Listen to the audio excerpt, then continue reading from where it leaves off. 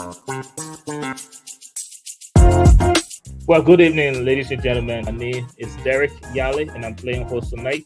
And I'm joined by my co-host, Mr. David Tucker. Mr. David Tucker, welcome to yet another episode of Thank you, Derek.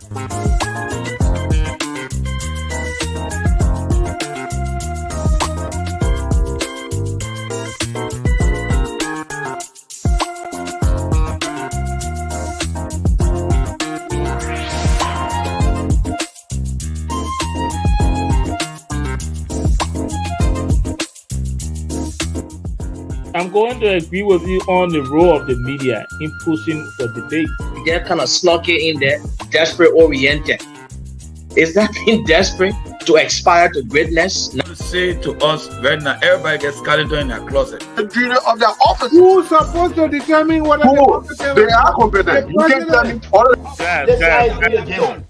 all the stuff that we have done, Mr. We are. This one tonight, you're on the opposite side. What is the patriotic thing in you being like you? And this 30 seconds. We don't simply audit for the heck of auditing. You audit, and where the evidence leads, you follow. Liberian politics is a type of politics.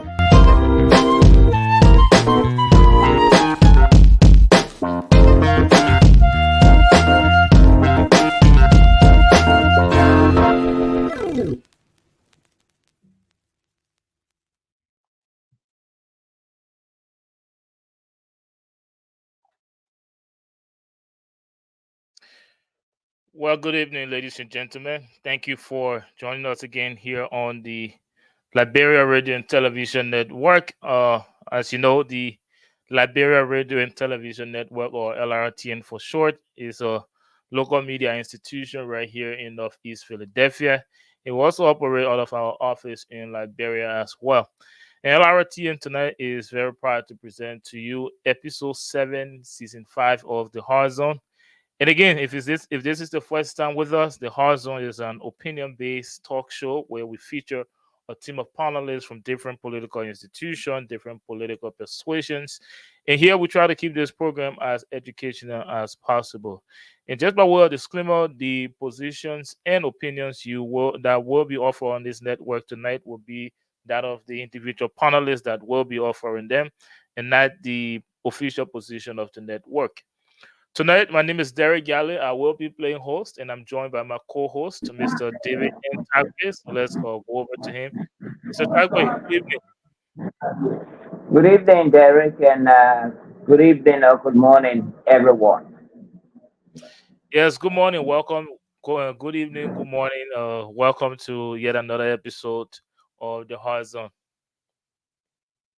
And guys, if you're here watching us, please do us a favor or share this program on your Facebook page, and also make sure you're following us and encourage your friends and family to do the same. We are live streaming this program on Facebook and also on YouTube on the Liberia Radio and Television Network official page on Facebook and YouTube. At this junction, I will give you a highlight of what to expect on this show. As you know, as always, we will bring you our current event from Liberia and that of the diaspora. And then we will have a discussion on our current events where we'll have our panelists tell you what they think on several different issues. And also tonight we will be talking about activities within the President Bouakai administration, and we'll focus on his plans for the fight against drugs abuse in Liberia. And also the appointment Bouakai. It's more appointment, but we've been seeing mixed reactions from citizens and also some lawmakers, propagandists.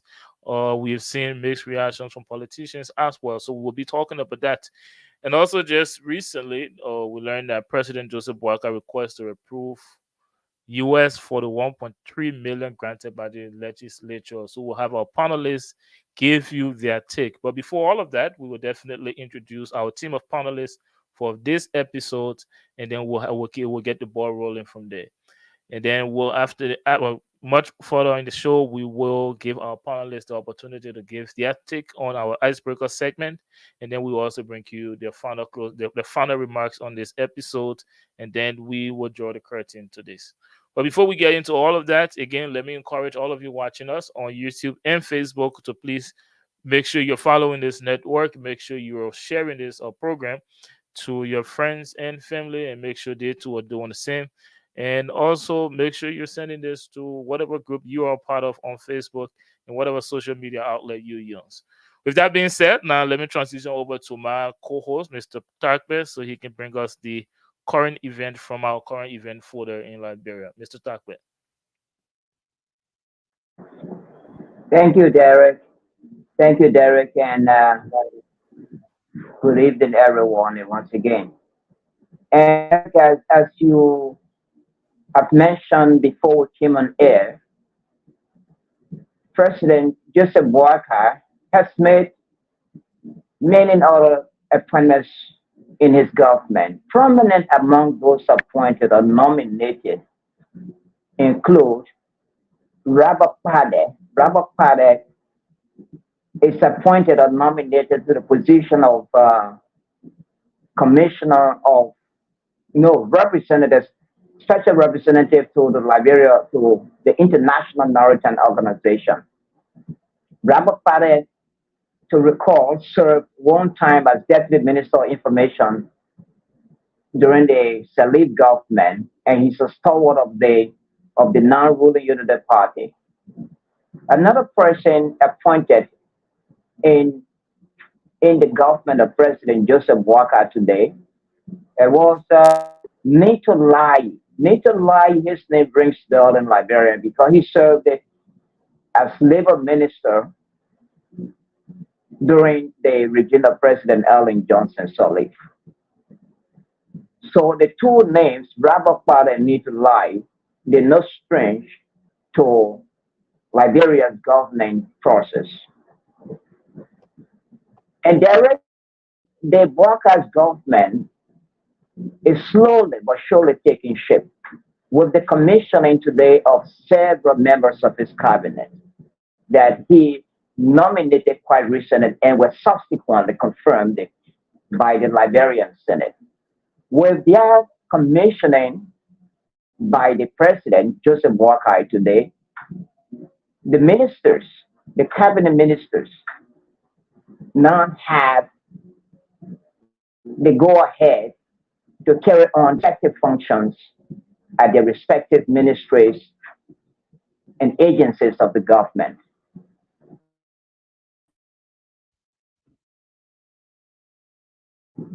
Meanwhile, the Liberian Senate today concurred with the lower house of the legislature. Quite recently, President Joseph Boakai requested for an amount of over 41 million United States dollars to run operations of his government. And his fear was, in the absence of such an amount, there could be an imminent shutdown of the government. That is, in the absence of the funds to operate the affairs of the government, there will be a shutdown. A government shutdown, in simple terms, is a legislation, a funding legislation to fund or underwrite the operations of the government. In fact, one of the major reasons for why Joseph Boakai, President Boakai, made that request was to address merely the issue of civil servant salaries and other functions of the government. Derek, the Abraham Crewman's leadership of the Liberia Drugs Enforcement Agency just yesterday confiscated a huge amount of illicit substances put at an estimated cost of 3 million Liberian dollars. In fact, several persons were arrested. Among those arrested were a Nigerian who, it has been reported, is the alleged ringleader of drug traffickers and pushers in the Sion Town area of Busho Island. So, Derek, those are so far the current developments in Liberia. Thank you very much, Mr. Takwe, for your splendid reporting on the current event coming out of Liberia. And before I transition over to the current event here in the diaspora, let me again encourage all of you watching us on YouTube and Facebook to please share this program, and also make sure you are following us on Facebook, and encouraging your friends and family to do the same. From our current event folder in the diaspora, we have two developments for you. Starting with the military in Guinea, which seized power more than 2 years ago, has dissolved the interim government in the West African nation and said it will appoint a new administration. A military leader released a video statement on Monday to say that directors of cabinet, secretary generals, and their deputies will be in charge until a new government was formed. The government has been in office since July of 2022. And as you know, the ECOWAS, or the Economic Community of West African States, has urged the region to pressure the military to hold on elections and restore civilian rule. And the military leaders in Guinea and ECOWAS have agreed on a 24-month transition timeline in October of 2022. For more on that development, make sure you visit the Al Jazeera page, and also make sure you're following the LRTN official website as well, LRTN.net, to get more information on that development. Moving on to our next development, Namibian President Hage Geingob has died at the age of 82 at a hospital in the capital, Windhoek, where he was receiving medical treatment, according to a statement from acting President Nangolo Mumba. And Geingob has served as president since 2015 and was currently on his second term. He also served as the country's first prime minister, a position he held from 1990 to 2002. Under former President Sam Nujoma, after Namibia gained independence from South Africa. So again, Namibian President Hage Geingob has died at age 82. Again, that's all we have for you on the current event from the diaspora.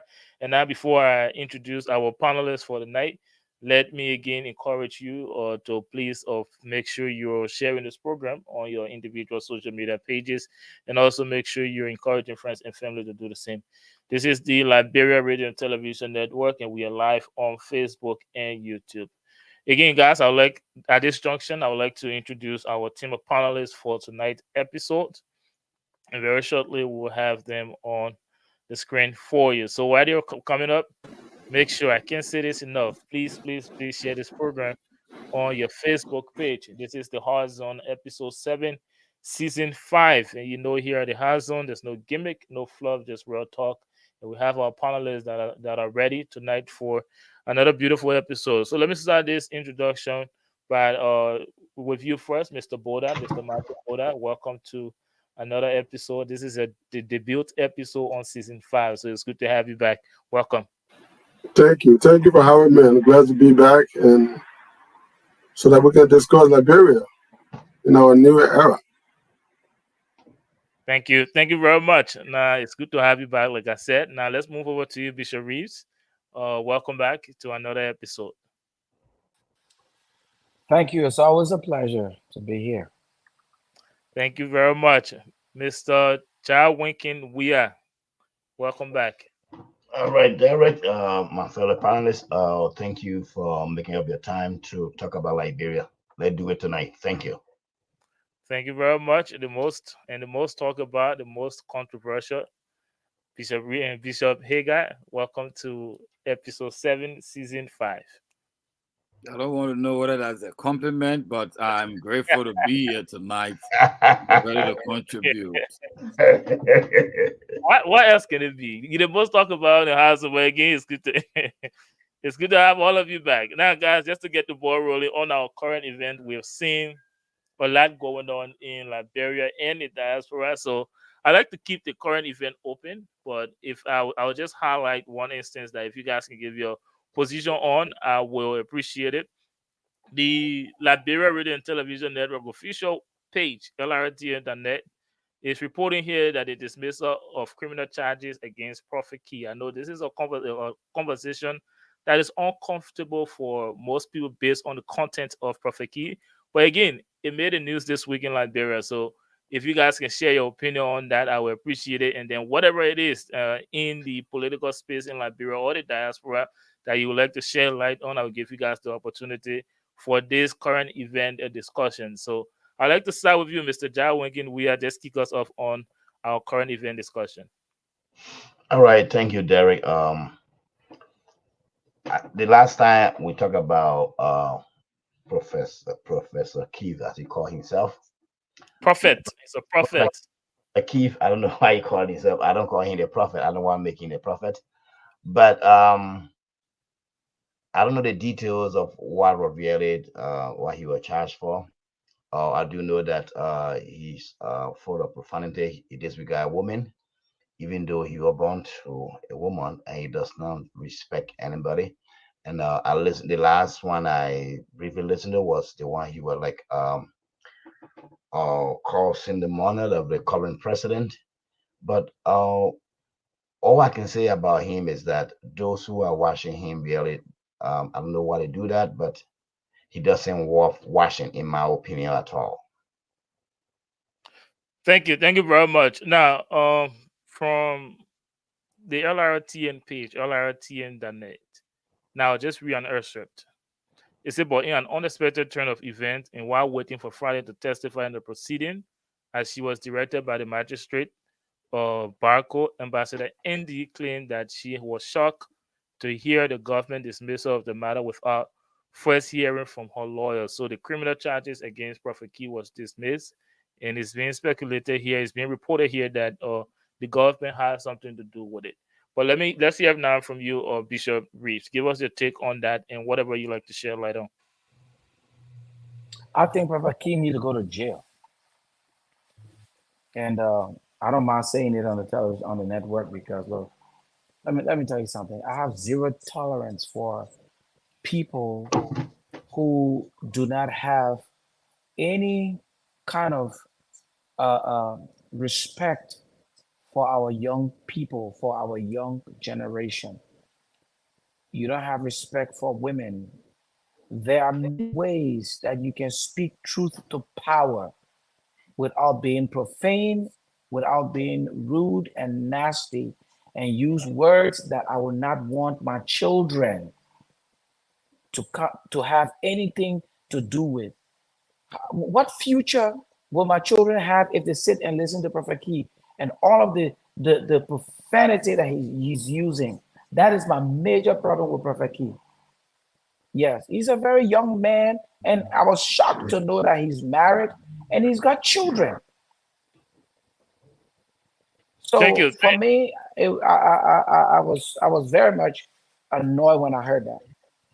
Bishop Reeves, Derek, before maybe you go to the next panelist, Bishop Reeves, have you ever listened to Prophet Key? Yes. Did he use profanity? Many times. Many, but the court has reportedly thrown that case aside because Judy Andy, according to the court records, doesn't have the relevant evidence to prove her claims against Prophet Key. Well, my issue with Prophet Key is really... You are sounding as if you are disagreeing with the court's judgment. Oh, I would disagree with the court judgment. Listen, my issue here is not even centered around Julie Andy. My issue here is Prophet Key and his profanity. That is my issue. You know, whatever he said about Judy or whatever it is, no, my issue is a lot of Liberians listen to him and his profanity. The same thing with Yega Koluba. I have with any prominent person or any news person or anyone sits on national television or radio or a talk show that is listened to by the masses and you're using profanity. I have zero tolerance for that, because you are not giving us anything for the future of our children. You are training and making our children to walk right into that shoes of profanity. And I'm so much appalled when it comes to that. Thank you. Go ahead, but I want to take. Yeah. I come before you go. Apparently, I think people are listening to him because of the profanity. And I don't know what's wrong with human minds. People who are cruel, we tend to follow them. I think, and he uses that to try to get more audience. That's why he does that, I think. Thank you very much. Let's hear from you now, Bishop Hagar. And I have questions for you, Bishop Reeves. But let me hear from Bishop Hagar and Mr. Buddha first. Thank you very much. There are two issues for me that I want to address with the Prophet Key situation. Number one is our laws. Does the way Prophet Key speaks protected honor the freedom of speech in Liberia? I say absolutely not. Because in Liberia, if you use abusive language against somebody, it can be considered a defamation. You can go to jail for 6 months. Now, if on his show he used threatening and profanity against Judy Annie, I don't know what kind of evidence they're looking for anymore. Because Prophet Key show is not a hidden show. It's a show that, I mean, everybody watch, most of the Liberian watch. So I don't believe that Judy Annie been our culture ambassador for years, a respectable woman that I really honor, will go and accuse Prophet Key without evidence. I don't think so. Judy Annie is not in any political camp to say, okay, she or George been threatened by Prophet Key. Why would she want to insinuate against him? I think the issue today in Liberia is all Liberians, regardless of whether Prophet Key contributed to Joseph Boaga re-election, it doesn't change the fact that the way Prophet Key speaks as a civilized, decent people, we should all tell Prophet Key enough is enough. The way of speaking is not accepted and condoned in our community. We don't want that to be projected on our young people. I would not even encourage anybody to listen to such profanity. It's just unacceptable. It's not right. Regardless of whoever, I would not speak like that, even though I may have my political differences, but I can have to respect you. I have to value you. Your humanness must be considered. And Prophet Key diminished people. He's very, when those that listen to him, he always, I mean, going on the attack and just saying all of the things that we had, and it's a sad thing for Liberia, because we have come to a place where we celebrate things that really shouldn't be celebrated. Thank you. Thank you very much. And Daryl, let me ask your uncle a question. Interestingly, Bishop, this is happening under your regime. That means the Unity Party's regime, and accusing fingers have been pointed at your government of manipulating that particular case against Judy Andy. What are your thoughts? What do you stand? Accusations, I believe, and David, you are right. I heard the accusation. Somebody said some kind of legal advisor to the president make a telephone call. I don't know who that legal advisor is, but if the executive is influencing the judiciary system in Liberia, I will be the first point to condemn the Joseph Boaga government for such maneuvering. It is totally unacceptable. We shouldn't be stalking the judiciary. Let them work, and let them work for every Liberian. We all are Liberian, and we all deserve a code of competent jurisdiction to address whatever concern we have. If we allow the court to be a kangaroo court, it will be just a recipe for disaster. I don't think we should go that way. Yeah, just to stay with you, Mr. Boda, bear with me. Now, the case, it was a criminal charge. Clearly, the prosecutor took that case and he dropped it here, according to Ambassador Andy, without her knowledge. Now, will you use this time to condemn the government, like you said, or do you need time to get the accurate information that indeed somebody within the president's cycle did or call the case off? Well, the justices are not incinerated from investigation. I believe immediately the Committee on Judicial Affairs at the Senate or at the House of Representatives need to conduct an inquiry. If that judge is known to have been influenced by the executive, that judge should be impeached. We're not talking about the judge, the prosecutor. The prosecutor, yes. It's the prosecutor, yes. I mean, the prosecutor, the judge that dropped the case, right? But the prosecutor did push for it. The prosecutor they push for the judge have to look and let the case be governed by the ethics. Whether that case need to be admitted or to be dropped, there are code of conduct. So if the judge is not doing his job, let the judge be disbarred. Should be removed. I mean, if I were in Liberia right now, we gotta go and ask for investigation. Why is there a judge would drop a criminal case or even informing the person who is involved? I think it's violating the conduct. Thank you very much. But Mr. Boda, let's hear from you. I will come back to you on other issues, Bishop Hika. Mr. Boda, let's hear from you. Well, it's interesting that we're having this conversation in regards to Prophet Key, whatever you call himself. But sadly, Liberians have contributed towards his behavior. Many Liberians who sponsor his show, who are sponsored, gave him the ammunition to do what he's been doing. There's no space in our media environment where people should use profanity to address an issue.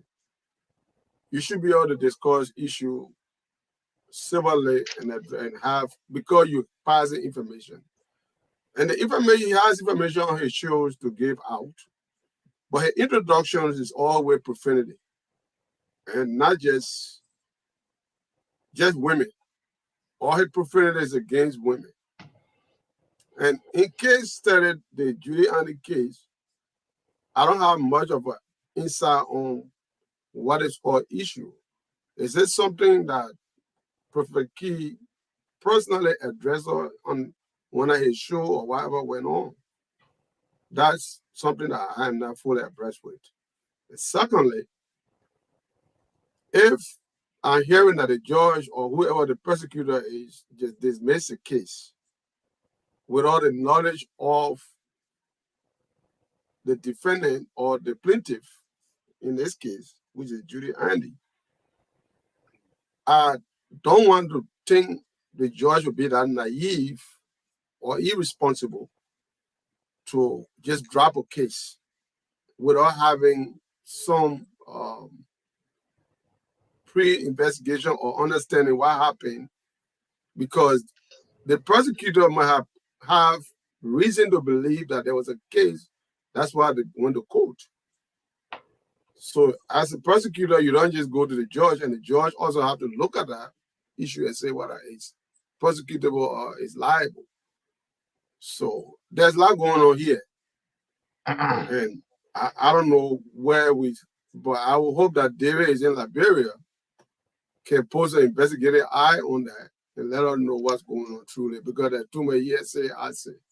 And that's not invisible, So, but Prophet Key shouldn't be using profanity. Yes, go ahead, Mr. Weir, and then I'll come back to you. Okay. One of the major reasons for which we went against the former president was rule of law. And if these allegations of tampering with justice from the legal advisor of the president are true, that is very wrong. Liberians are not ready to go down the path. We need a change. So I will encourage, especially the media in Liberia, aside from to go into this and do more investigation. We'll call on those that are working on the Temple of Justice to cooperate with journalists in Liberia, so that will bring out the truth surrounding the dropping of this case against involving Ambassador Julie Andy and Prophet Key. So I am very, very saddened by hearing that there was alleged tampering from the legal advisor of the president. If these are true, then of course that would be a dangerous precedent. That would be a bad beginning, as it was with the 500 with the $5,000 they distributed the last time for the inauguration. So this is very bad. We call on the president and whoever around him to take this matter seriously. Liberia, the problem we have in Liberia is rule of law. It's rule of law that is the major problem in Liberia. So they need to take it seriously. Thank you. Thank you very much. Let me now come back to you, Bishop Reeves. Now we talk about this backstage. You said, and you made it clear again that you think Prophet Key should be jailed. Now I'll ask you the question I asked you then. Why do you think he should be jailed? Don't you think, just like every other Liberian, he deserves due process? Don't I think he deserves due process? Yes. On what ground should Prophet Key be jailed, like you said? And Oh no. I think he deserves due process. I think everybody who has been accused or alleged should go through due process. I am making myself very clear, and the clarity I'm bringing to this table is Prophet Key and every other public figure, including Yeke Koluba, who will sit on national radio or television, social media, where our young Liberian children are listening to them, and they are speaking truth to power through profanity. It's a problem for me. They need to be jailed or shut down. They shouldn't come into the public space and do that, because the future of our children is at stake. Do you think we want to raise a bunch of Liberians who will just be profane because they want to speak truth to power? So profanity is the way to go? Because apparently that's the song we are singing. We think that if you want to speak truth to power, just become profane. Start insulting and abusing. So our children will think that that is the way to go. And Prophet Key got children. He has a wife. You don't go and just be insulting on the show to gain popularity. You know what he's doing?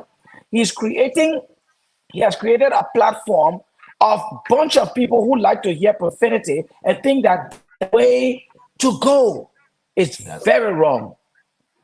It's very wrong. And I stand by it any day. Prophet Key and Yeke Koluba, who sits on the national thing. I don't care. I don't have a problem with who they are talking to. They can speak truth to power in any way, but the way of profanity is not good for our children. What do you think? What do you think about the government role in this Judy Andy case, or their interference? If the government have any role that they're playing to get Prophet Key off the hook, I condemn their actions. Thank you. Let me come back to Mr. Boda, because Okay, I'll give Derek. I'll give you the opportunity right after. Mr. Boda, Derek have another question, right? Let's go ahead. Yeah, we have the question for. The question is for all the gentlemen, all the panelists, anyone can handle it. But I just want to say, gentlemen, that this whole entire crisis of Prophet Key versus Judy Andy, or Judy Andy versus Prophet Key, the source of that controversy, the crisis, is reported about Prophet Key's desire or obsession of becoming the next peace ambassador of Liberia. Judy Andy is the current cultural ambassador, I beg your pardon, cultural ambassador. Judy Andy is currently the recognized cultural ambassador. And what we're hearing in the media, in the public, that Prophet Key has a desire to become the next cultural ambassador to replace Judy Andy, who many say is very old and should be replaced by now, because the position is not her permanent position.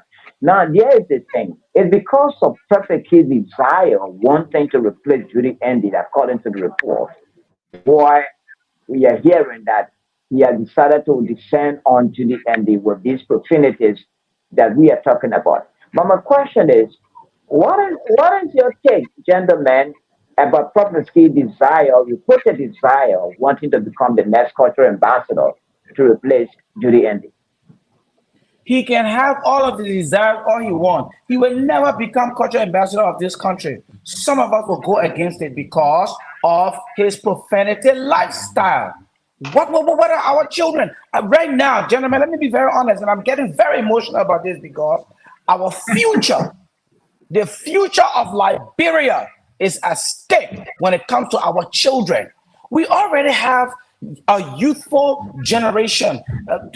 At least 60% is youth. All right? And Prophet Key is a small boy. We have a youthful generation. And if we start infusing this kind of lifestyle into our children and our generation, where are we going? I will be one of the last people to ensure that cultural ambassador thing doesn't happen. Not for Liberia. He can be cultural ambassador for somewhere else, but not our country, because he doesn't have what it takes. Okay. Bishop Rich, before Jarwin, can you comment or other panelists answer the question? Well, Bishop Rich, quite interestingly or flabbergastingly, the women that you are talking about, you are placing your emphasis on, many of them and their children were the ones at the airport or in the crowd to welcome Prophet Key when he arrived in Liberia quite recently. But that is exactly what my point is. My point is that we have this man trying to influence our public to move into a particular direction that should never be. All right. So, of course, when you start insulting and you start, for some reason, we have from the 1989, 1990 generation now that they can just accept anything. They can just take anything. All right. So why you think when Yaga Koluba starts saying insulting and cussing out, you got people, yeah. It's not right for our country. It's not right. So even if people can go out and welcome him, hey, Satan also got followers. So yes, there will be people following. Does that mean it is good for the country? No, it's wrong for our country. Let's hear from you, Mr. Weir, and then I'll go back to... Okay, David, you talk about cultural ambassador. You are talking about representing the identity of a country. Profanity it will be the identity of Liberia. Because if you are a cultural ambassador, you try to portray to the world what is our identity, what is our dignity, what do we represent.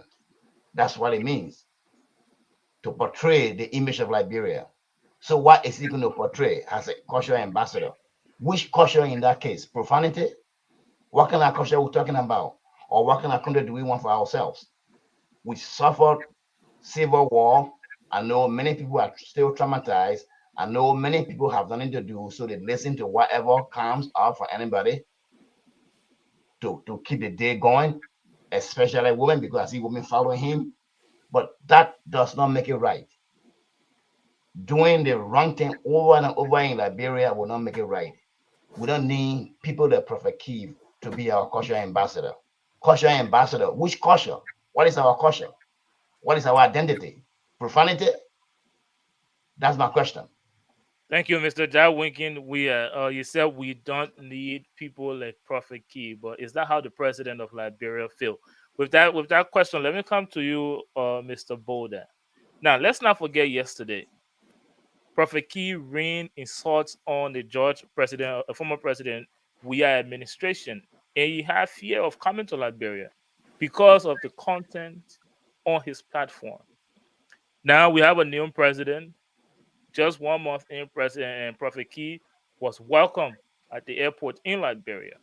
Now, my question to you, but before I actually ask the question, let's not forget too that during this very President Bouaka campaign, Prophet Key did publicly support him. Prophet Key raised money on his platform, and he made that public for at the time former Vice President Bouaka, and he made that public. Bouaka did not come out at any point in time to condemn his action or to condemn his support because of the content on his platform.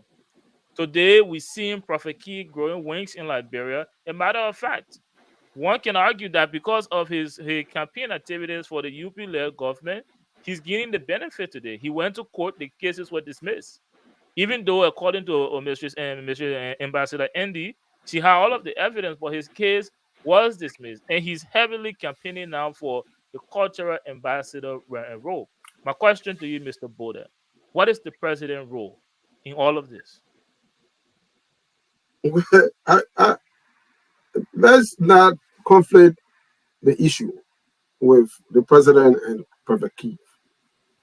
The president has a distinct role to serve every Liberian, despite of your whatever the circumstances is today. Prophet Keith have been in the social media space for quite a time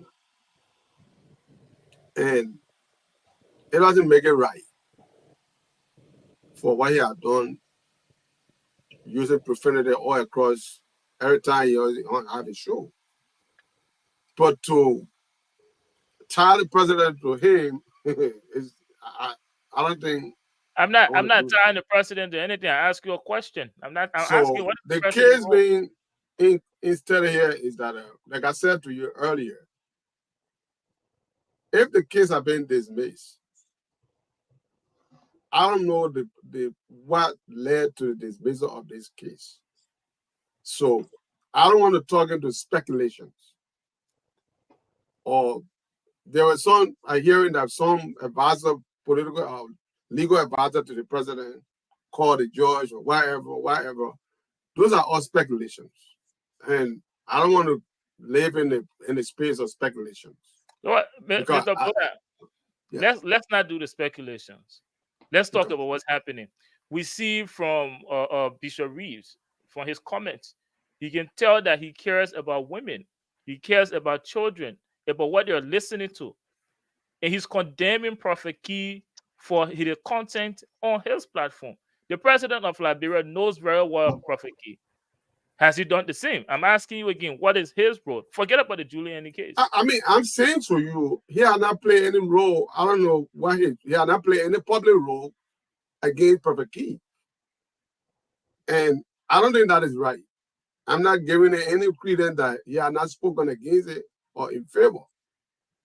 But being the president, he has the responsibility to the Liberian people at this point in time to be clear on the kind of behavior accepted by Mr. Keith, or call himself Mr. Keith, to say, look, this is not acceptable in our society.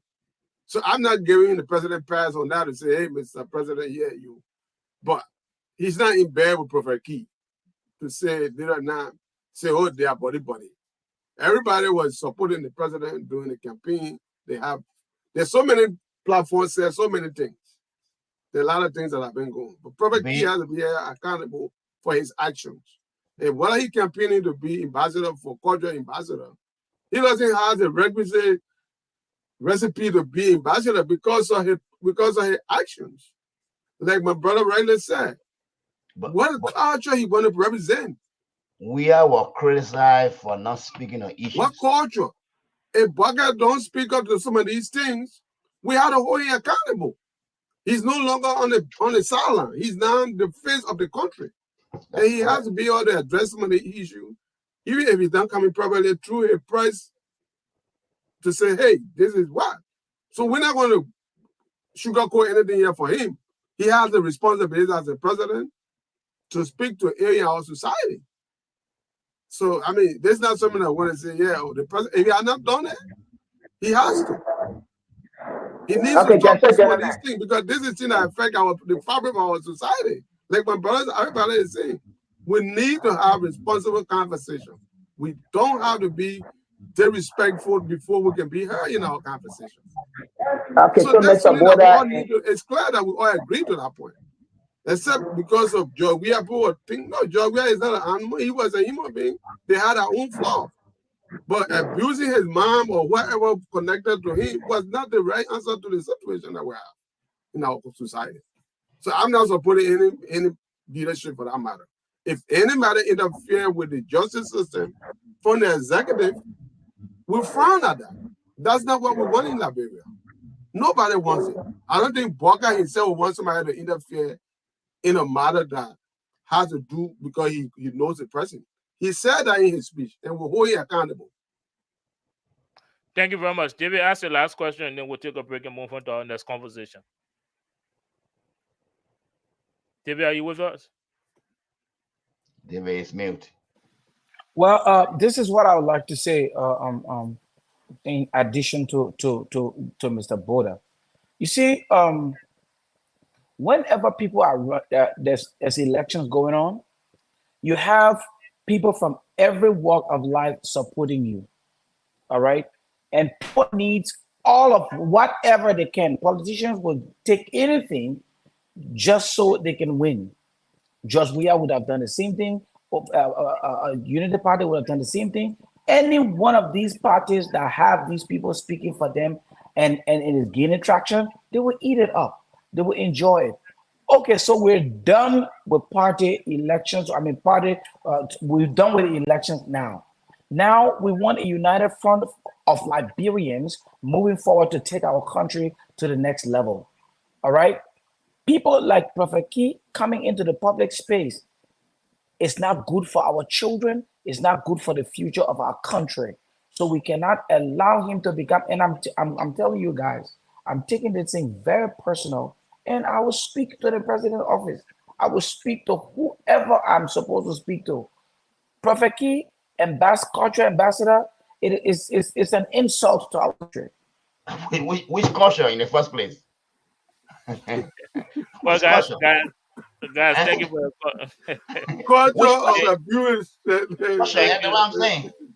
Thank you all for your contribution on this discussion, guys. If you're watching us, this is the Hard Zone on the Liberia Radio and Television Network. We are shooting episode 7, season 5. You just heard our panelists' position on that specific conversation. But for now, we'd like to take a break. When we come back, we will bring you more conversations. We'll talk about this administration strategy to fight the drugs abuse in Liberia. But before I take a break, stay with us. Make sure you're sharing the program. Make sure you're following the network. And we'll see you right after a very short break.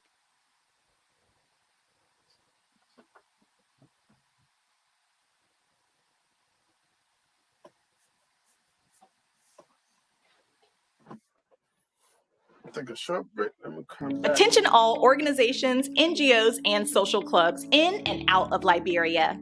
Are you tired of relying solely on social media to run your operations?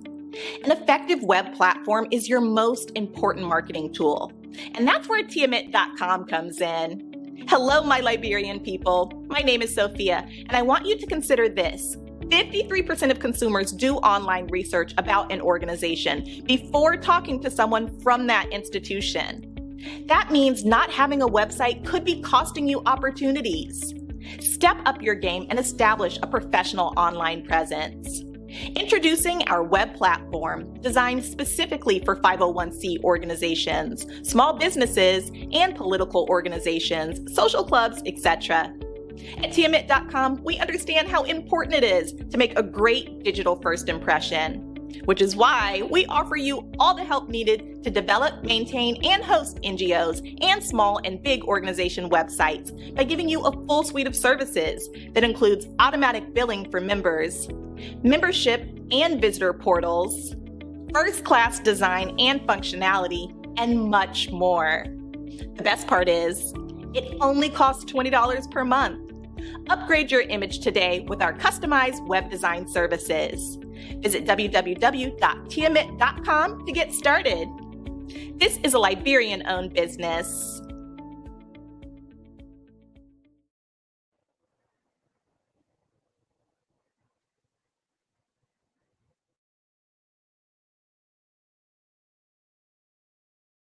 You won't believe this. This is LRTN Live.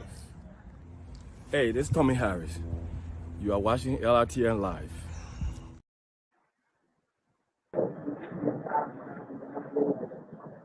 Welcome back, ladies and gentlemen. Thank you for joining us again here on the Liberia Radio and Television Network. You're watching episode 7, season 5 of the Hard Zone.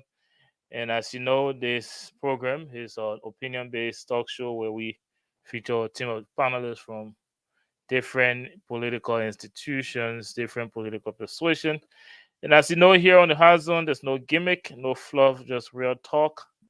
So, guys, we just talked about the issue with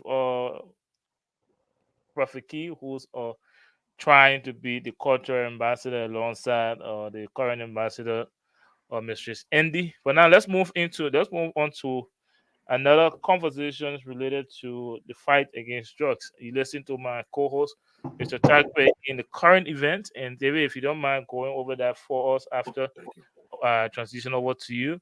But President Bouakar's plan to fight drugs abuse. We all know about the crisis we are facing with drugs in Liberia, and we saw the president and other government officials getting drugs tested. What is the president's next move in the first 100 days in his fight against drugs? That is the question. And I'll go around to get you guys' opinion on it, and let's have our discussion surrounding that. But first, let me go over to David, the breaking news about the drugs, the drugs incident. David, can you give us a summary of that? Yes, of course. Are you hearing me, right? Yes. Okay. Yes, since Ibrahim Kruman was named Liberia Drugs Enforcement Agency Director and was subsequently confirmed by the Liberian Senate, the recent incident of arrest and confiscation of the huge sum of drug was his first move since he was by the Liberian Senate. And so he's been healed. In fact, the incident happened in Sayon Town in Bushra Island, and currently one person or more than one person, I think about 10 persons are in the custody of the government. In fact, the drugs arrested were some of the most popular drugs that we've heard about, like me say, Doogie, marijuana, and the latest one they call Kush. Those were the substances, the narcotic substances that were arrested. So Abraham Kumar is now the talk of the town after his recent appointment. You know, he served as police director, and this is the guy who used to chase the criminals and even drivers who were not doing the right thing. And today, he has made sure that those who are peddling drugs in Liberia are chased out, and the trafficking of drugs in use are issues of the past. Thank you very much. And guys, we all know our crisis, our issues with drugs. We see many young people, they are heavily affected by the abuse of drugs, and I think it will make a whole lot of people happy. If not everyone, it will make a whole lot of people if this administration put in a plan that will eliminate or minimize the abuse of drugs. So that's why we are having this discussion again. So first and foremost, so far the activities of the administration on the fight against drugs, what David just said, and what is you guys' take on that, and what more can this administration do? How effective will it be? Let me start with. I would like to start with you, Bishop Reeves. Give us your take on. David, as it relates to the drug laws of Liberia. Yes, David. Thank you. Go ahead, Bishop Reeves. Well, I think it's a good move, and it's a move that will bring enlightenment to the public. It will bring excitement to the public, and it will show that the government is doing something. But we've had this discussion on the show before, and my position have and always will be, we need the legislature to pass very strong drug laws.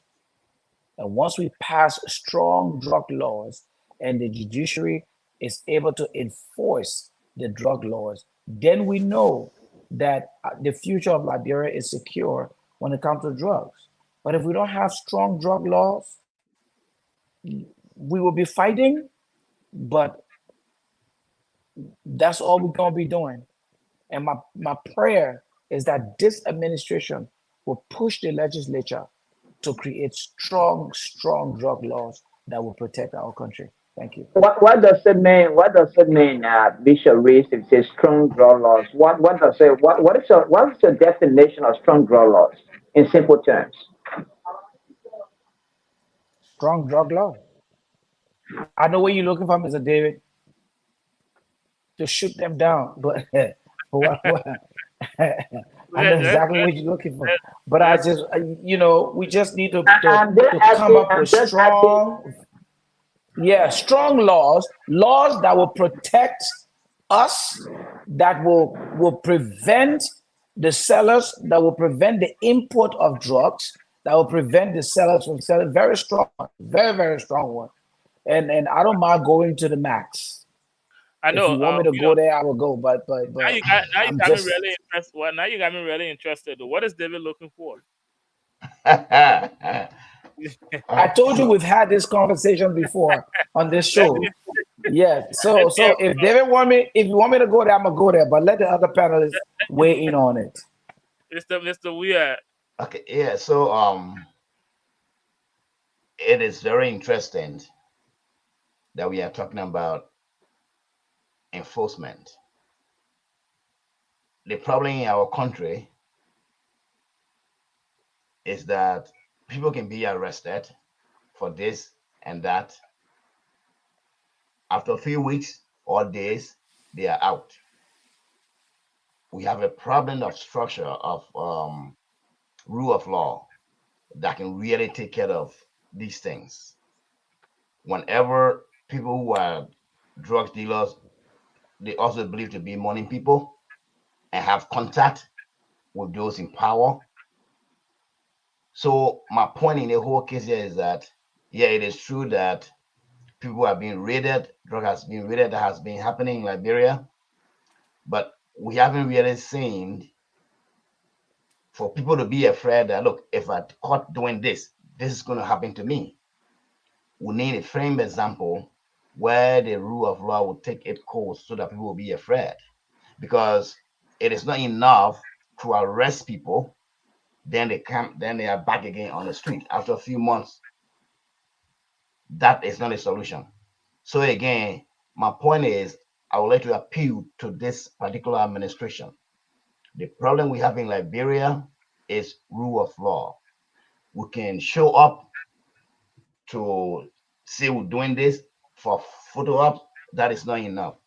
We need real things to happen so that people will know that when they did this, this is going to happen to them. That's the only way we will change Liberia. What are some of those real things that should happen?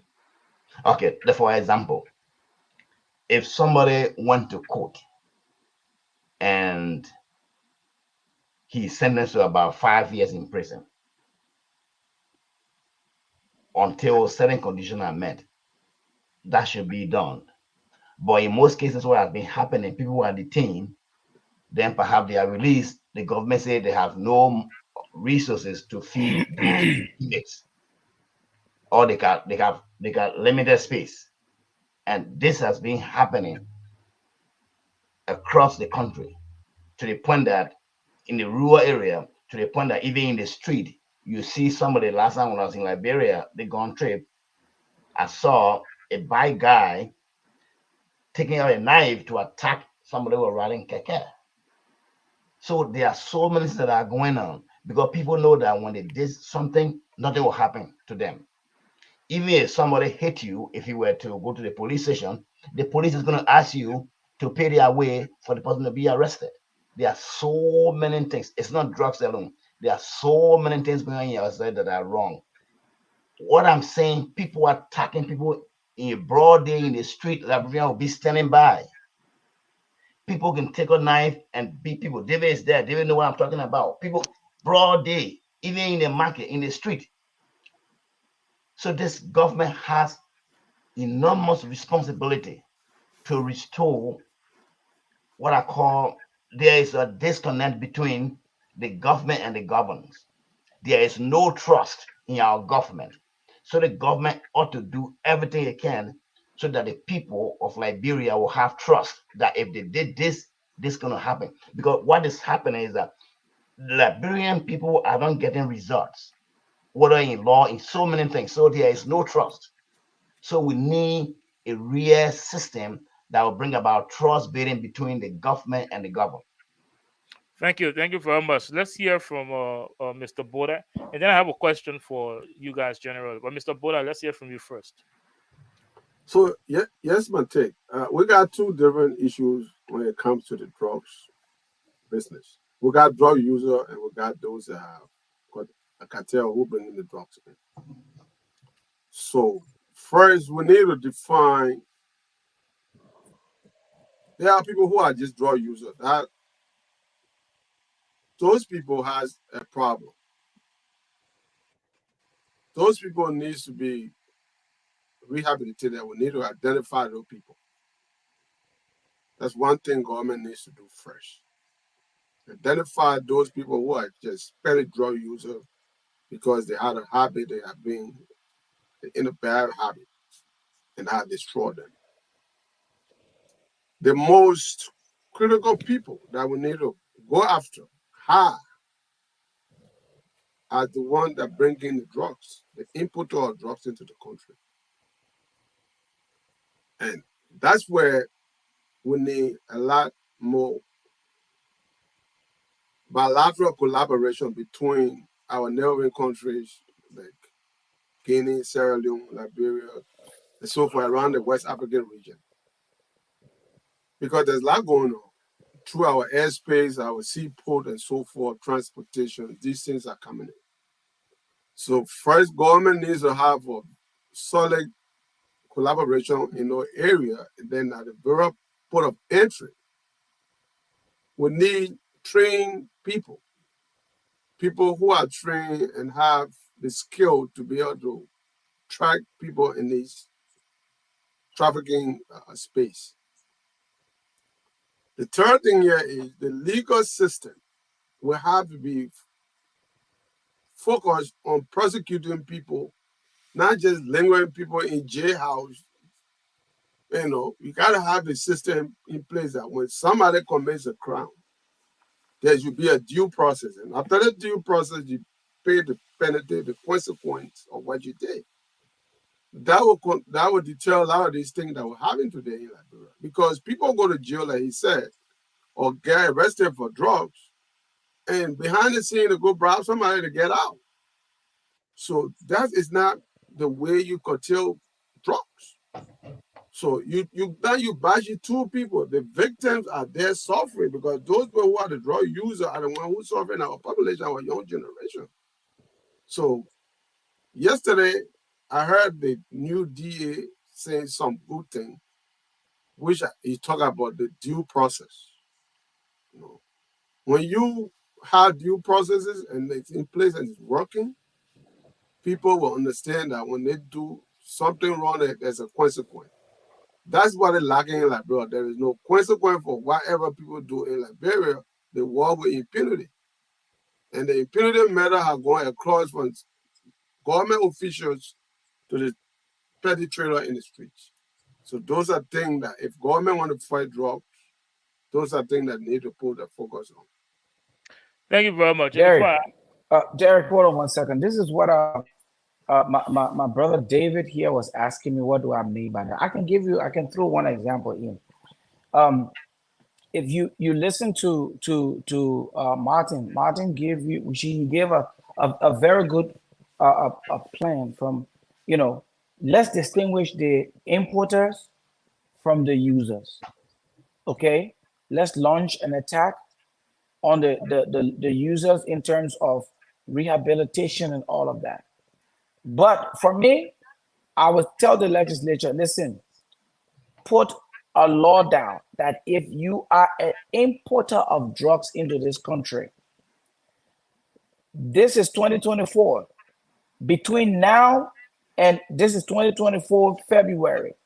Between now and 2025 February, we are launching a war on drugs. Okay, starting from 2025 February, if you are caught as an importer, you will be executed. And once that thing go out, this whole year we are talking about this. Don't bring it in. Don't bring it in. starting from February 2025, if you are caught bringing it in, you will be executed. Look at other countries around the world. Places like Saudi Arabia, you can't go and talk about homosexuality over there. They know what their law says. They will. Bishop Reed, there you go again. Bishop Reed, there you go again. Quite recent, as you mentioned, we discussed this before, and you raised the issue of execution. Remember, Liberia is a signatory to the international law that prohibits capital penalty. What do you say about that? Brother, In terms listen. No, what am I listening to now? What am I listening to? I'm about to tell you, the issue we're dealing with now in Liberia is gone beyond what you can imagine. Because you see, a lot of Liberians. Do you want to suggest, Bishop Reed, do you want to suggest that Liberia backs off from that treaty prohibiting capital punishment? If it's gonna help the future of Liberia, I would take that route. We have a responsibility to protect our country and our future. I don't care what nobody say. We have a responsibility to protect our country and our future. So if it will save Liberia and protect my future, I will go that route.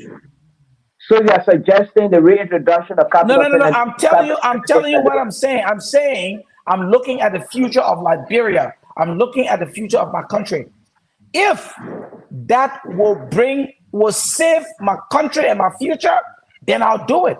I'll do whatever it takes to save Liberia. Because people can say all what they want to say. Do it meaning recommending that Liberia backs up from that treaty?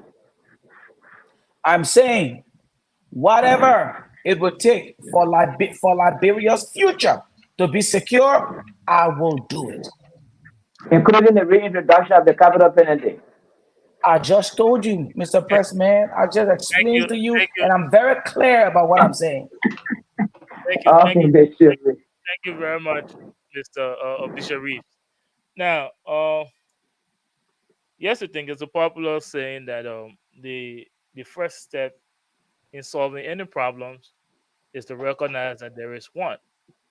And I think as a nation, we've recognized that we have a drugs crisis. But my issue is, and this is not just this administration, point of correction. It's not crisis, it's drug pandemic. A drugs pandemic. Thank you. Yeah.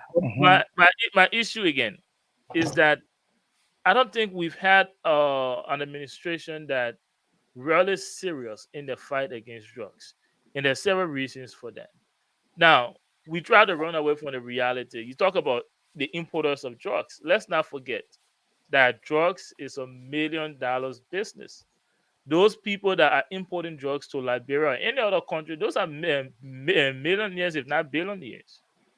So when the money comes into play, when drugs don't come into a country through a straight process, it's always like on a corner brown envelope going all around. Do we have government officials assigned to those places in the port of entry that refuse those envelopes and not allow the drugs to come into the country? And to your point, guess what I have recognized in Liberia? We kind of victimize the victim again, if I'm making sense. Because most of the strategy we've put on drugs, it always comes down on the end user. And in my opinion, they are the victim. If we see them with drugs and penalize them, we're victimizing the victim we're victimizing the victim. And we forget about, and Mr. Boda alluded to it, three different layers of drugs. The one importing it, the drug dealers, the ones the drugs go to, and then the end users. So what I don't see in any administration is laws that would target those three people. There's three different people. Now, the importers, I feel like they get away with it. A huge consignment of drugs comes into the country. Nobody knows how it gets there. It's just there. Exactly. How it got into the country, the process, who initiated that process, whether they follow the right procedures and all of that, nobody questions that. They play a blind eye to that. They just get to the drugs dealers. Nobody questions that. But guess who they see the drugs with? The end user. And those are the people that get penalized. And it's not just this administration, it is the administration prior, it is the earlier administration. No one has ever been serious to fight drugs. Again, which is why I brought this conversation up. What laws can be put into place? What strategy can this administration employ to seriously fight against the seriously fight drugs? Copy other countries like the US. While seeing the story you just read in the news, who's getting affected? Who's getting affected?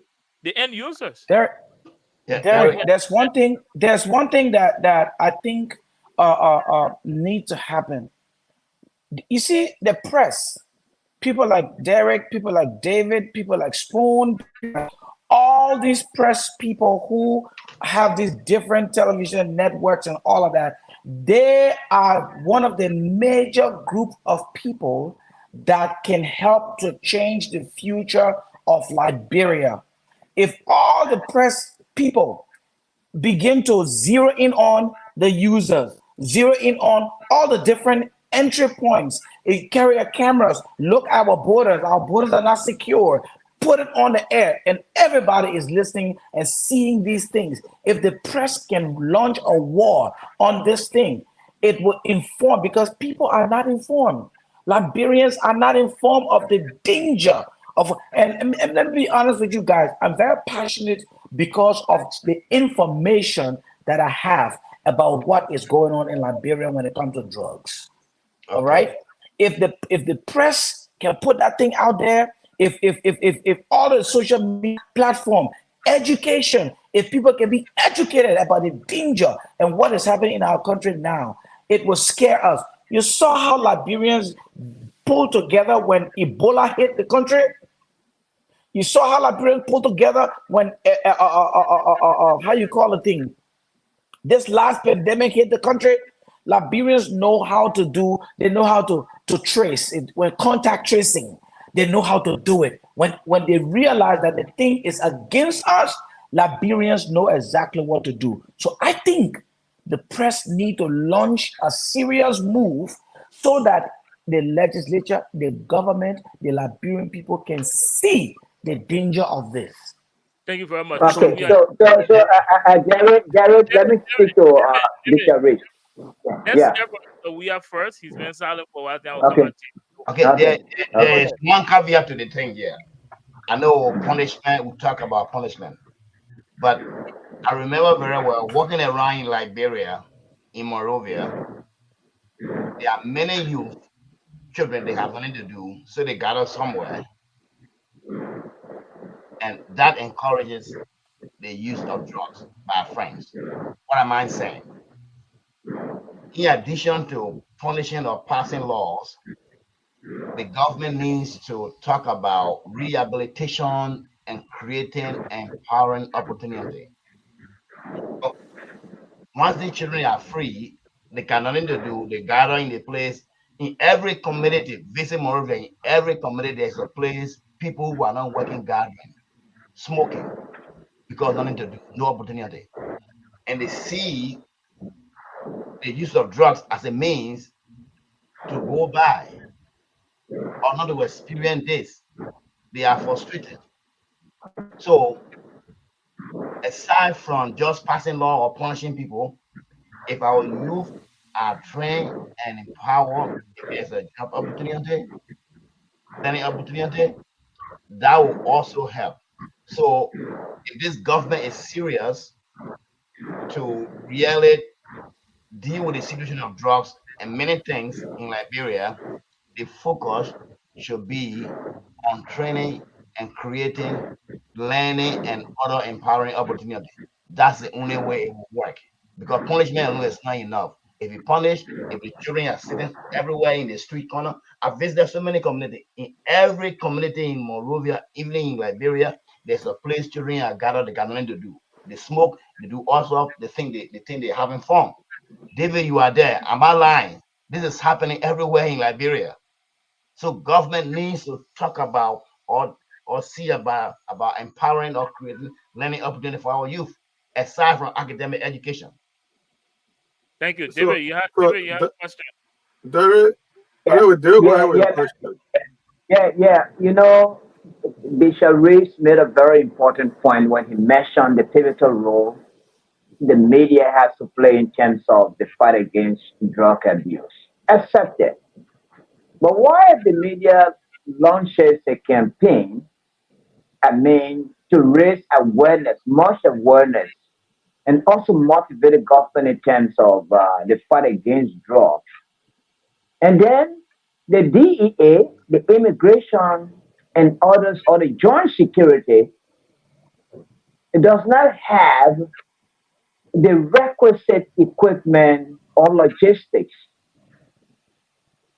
and they are underpaid and still remain underpaid.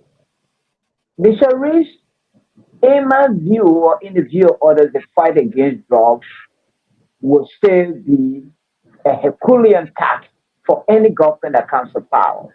For example, you underpay the DA officer, you underpay the immigration officer. They are all standing at the various entry points of the Republic of Liberia. They are underpaid. They haven't been paid for even several months. A drug trafficker comes with the drugs, and easily pass through all those entry points, and the drugs arrive in Monrovia and are spread across the country. What are your thoughts about the government handling or treatment of joint security members, including the immigration, police, and the DA people? Okay, when we say we're launching a war on drugs, when you engage in a war, the first thing is you need to recognize who your enemies are in a war. The second thing is you need to also recognize what do you need in order to tackle the enemy that you've already studied.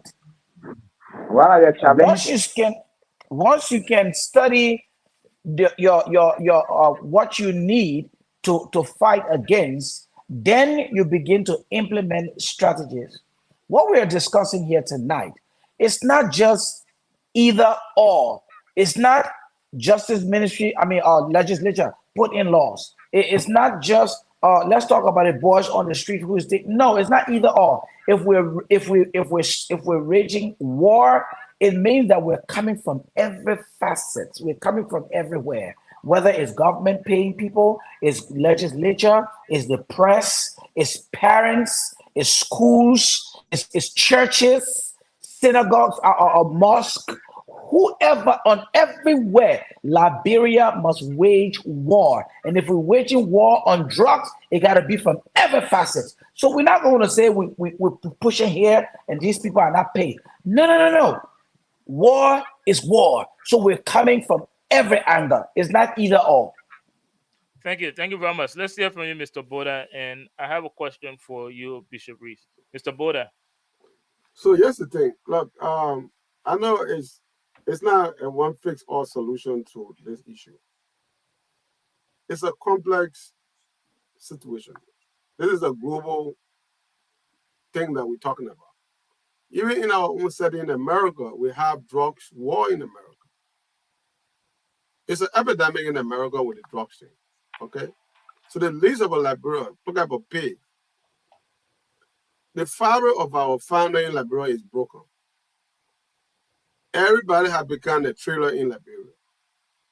If you look at our young generation, if you go to Liberia today in the market and you look in the streets, who you see selling? The very young people we're talking about. So they become vulnerable to all of these things that we're talking about, drugs. They have petty trailers, they're doing all these little stuff around. There's no more family structure in Liberia. The family of our society is broken. You don't have parenting the kids anymore. So there's a lot that has to be done to curtail the fight for drugs in Liberia. It's just, there's so much thing that has to be done. But we have to take one thing at a time. Because Monrovia is infested. It's overpopulated.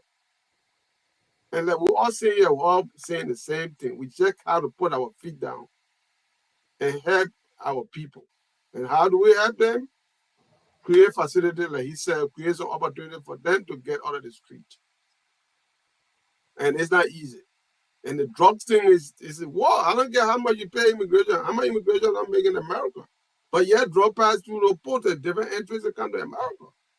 You know, so it's not an easy thing to fight against drugs. But we can do it because Liberia is not as big as America. And our people, we can curtail that. Our people were used to marijuana, but now we got all these different things that mixed up in it. Back in the day, all you knew was people were smoking marijuana. Now, cocaine was for the high-tech guys. The guys that were way up there. But what you call coups now that in the street, we got to do something. And we got to forget about politics and think about Liberia, our children's future, and do what we can do as a citizen to help that country. Or else, you know it better, David. You've seen it day by day. You walk in the street, everybody high like on drugs. But Derek, let me say this though. One thing I know for a fact, and then I will say that to the Liberian people. Let's be very honest. Liberian people are law-abiding people when they know that you are serious about what you're doing.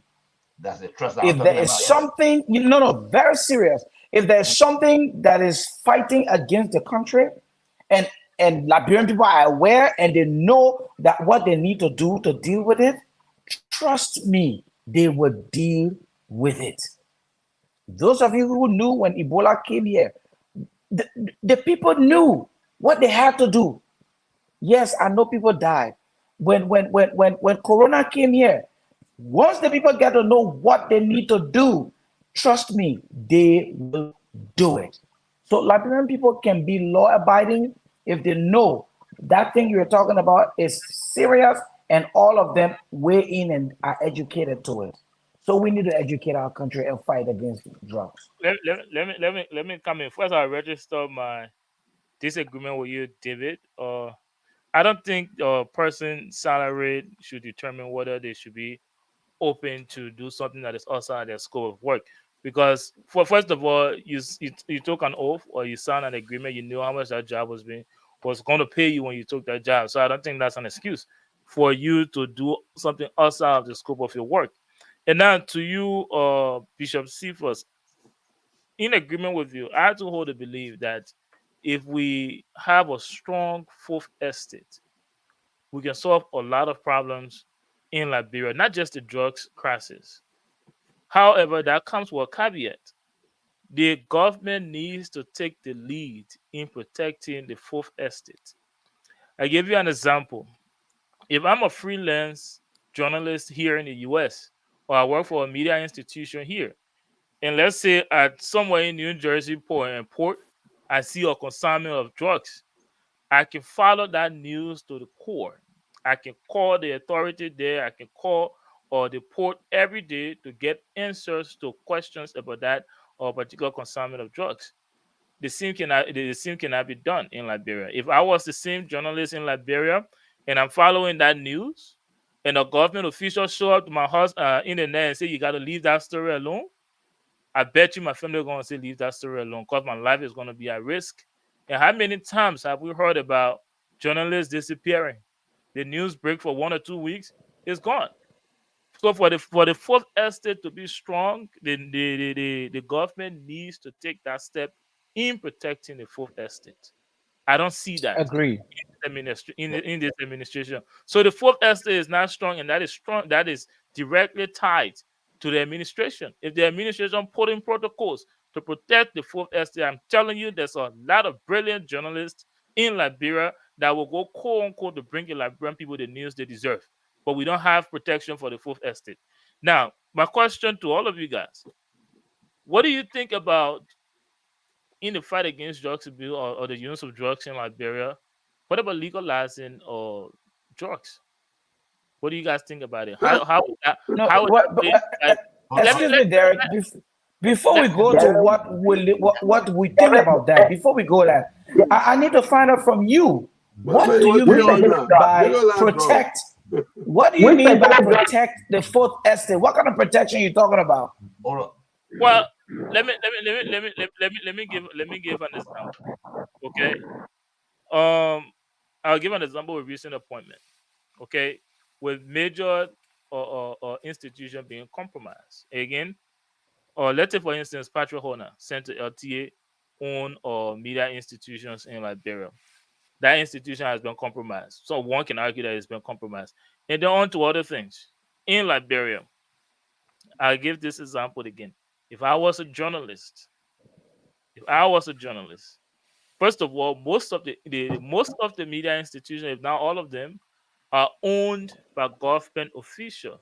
So on this drugs issue, if I look at the port and I see a consignment that it doesn't look right, and I decide to follow that story, what media institution will want me to continue to follow that story and tell the Liberian people about it? Let's just say that that government official that owned that media institution got his cut from that consignment to be there, and he comes to me and tell me, say, you got to leave that news. Okay, let's say he gave me an envelope, I refuse the envelope. He said, my picking, I tell you, you got to leave this news. Okay, Darrell, so what protection are you talking about? That's what I need to find out. I'm getting there. We have heard news of reporters getting missing, and we don't see the outcome of that. We don't. So I'm talking about security protection when I say there needs to be protection for the fourth estate. It's not there.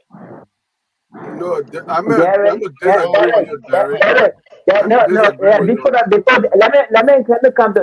come to the issue. Since I'm in Liberia, I think perhaps Derek is not using the right terminology, but I know what Derek is doing. I think instead of protection, I think it should be support, or maybe it's subsidizing the media because the media in Liberia is undercapitalized. Subsidizing the media, giving the businesses to be vibrant. It's not compromising it. Darren Kent is a senior journalist. I mean, government advertisement, for instance, the previous government, like the Ellen Johnson and we have government, they were only giving businesses like advertisements and other publications only to media houses that favor them, that were propagating their policies. So, and leaving out other media houses that were critical and balanced. I think that's the kind of protection Derek is talking about. Protection in terms of what? In terms of giving them money? Sort of, but no. Let me weigh in. Not a matter of giving them money. Are you saying that the press need to pay them? Well, let me thing here. The price, as a price, as an institution. Let's hear from Mr. Weir, and then we'll come to you. Oh, okay. Okay, I want to talk about two things.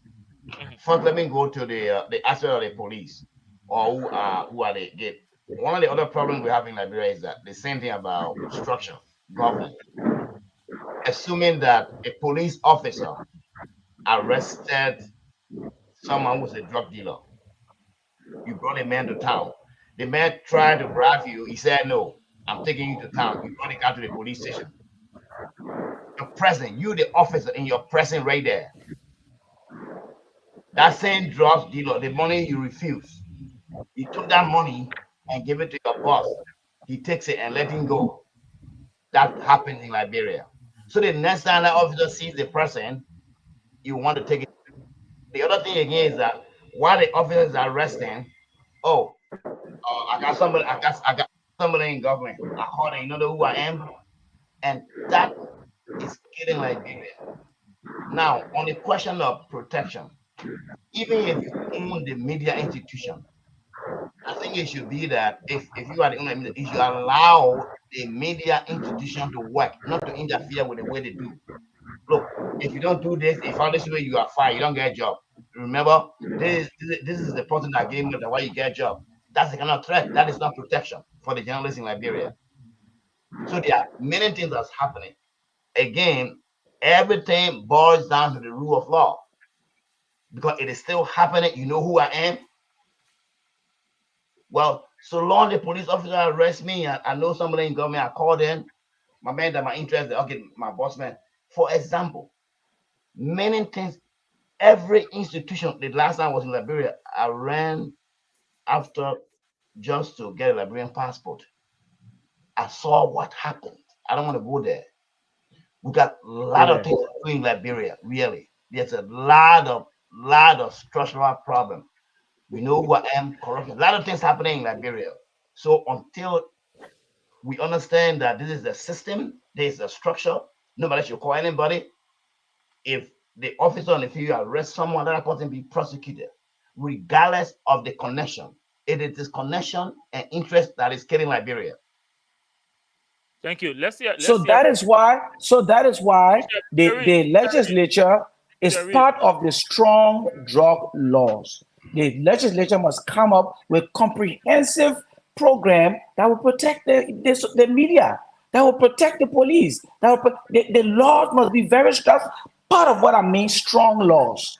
Okay, not just to execute people, but part of the strong laws is what Derek is talking about. If the journalist pick up on a drug story and that person start talking about it, the law must protect him. That if anybody come and give him any kind of warning, leave that story, the law should protect and go after that person who's going to do it. It means that that person is interfering with an ongoing investigation, because the media has the right to investigate drugs. I mean, the law, that's what I mean by strong drug laws. Let the legislature empower the fourth estate that if you find any trace of any drug anywhere, go after it. Anybody come after you, this is what's going to happen. So it's all part of what? A comprehensive, strong drug law. Thank you very much. And you said it way better than me, but I will come back to that. Mr. Boda, let me hear from you. Look, we got problems, and these problems will not be solved overnight. I think the conversation are healthy for our democracy, our society. Sounding very and we need to keep having these conversations. And our journalists also needs to be professional in our reporting. Don't just be hasty to get story out there. Get your story out there that got some meat on it. Don't go speculating on stories. That's some of the problem. They are young journalists and they're learning, and we applaud them for their hard work. But it takes time. They need to understand when you're reporting a story, get your meat together on that story. Don't just jump. If you see something, you have to investigate. That's what journalism does. Don't just rush because you want to get news out there for news sake. And that's what happened to a lot of them. Because when they rush, you don't get all of the information. Now you don't have the full information. Then your story cannot continue because you cannot give it full detail when you ask them to break out. But the 4S, I think we're doing well in Liberia. Before, journalists would not say anything. But now that you got the free press, they're doing a lot more better than before. Mr. Boda, can you give a specific example of any of such stories since you came to Liberia that you've encountered? For what? You talk about stories, maybe unresearched stories that do not have the meat. I'm asking you whether did you come across any of such a story since you came to Liberia? The point I'm trying to make to you is we're talking about carry on your story continuously. If you have the full detail of a story, I am not going to give you specific of this story, that story. Right? But what I'm saying to you here is most of the time, like what happened with the drugs at the airport with the Finabono situation. Journalists stop talking because they don't follow. You have to continue investigating that story. Once they have one piece of the story, they're done, and they don't continue to follow through with the stories. So it's not that because they don't have the resources. It's not necessarily about the resources, Mr. Boda. I think Bishop Reeves alluded to it. It's about the protection. Okay, if a journalist, for example, and this is just an example, if a journalist were following the Finabondo story, and he went on site because there are investigative journalists who will go and interview anybody out there, including security officers. When he goes to that site and interviews a security officer, and let's say the security officer made a statement and said, "Oh, the lawmaker from District 9 Montserrado County was here when it's happening," and that journalist picked up his phone and called that lawmaker. That lawmaker instructs the journalist that he does not want a name to be mentioned in it and threaten that journalist. You know what that journalist will do? He will come and give a reporting and say you spoke to a government official. He will not call that lawmaker name. Now, in a country where the fourth estate is protected, speculative journalism is allowed. He will call this journalist and this lawmaker name and say we reach out to him and he said X, Y, and Z. And he will build on that investigative journalism, investigative report. It's not happening in Liberia. But it's a journalist running away from their responsibility. No, because they're fearful of their life. No. You run away from your responsibility. Then you talk about fear. That's why you are a journalist. If you talk about fear, then you talking about fear. Then you need not. That's why you cannot report the story. You cannot control the story. Then you need not to come out.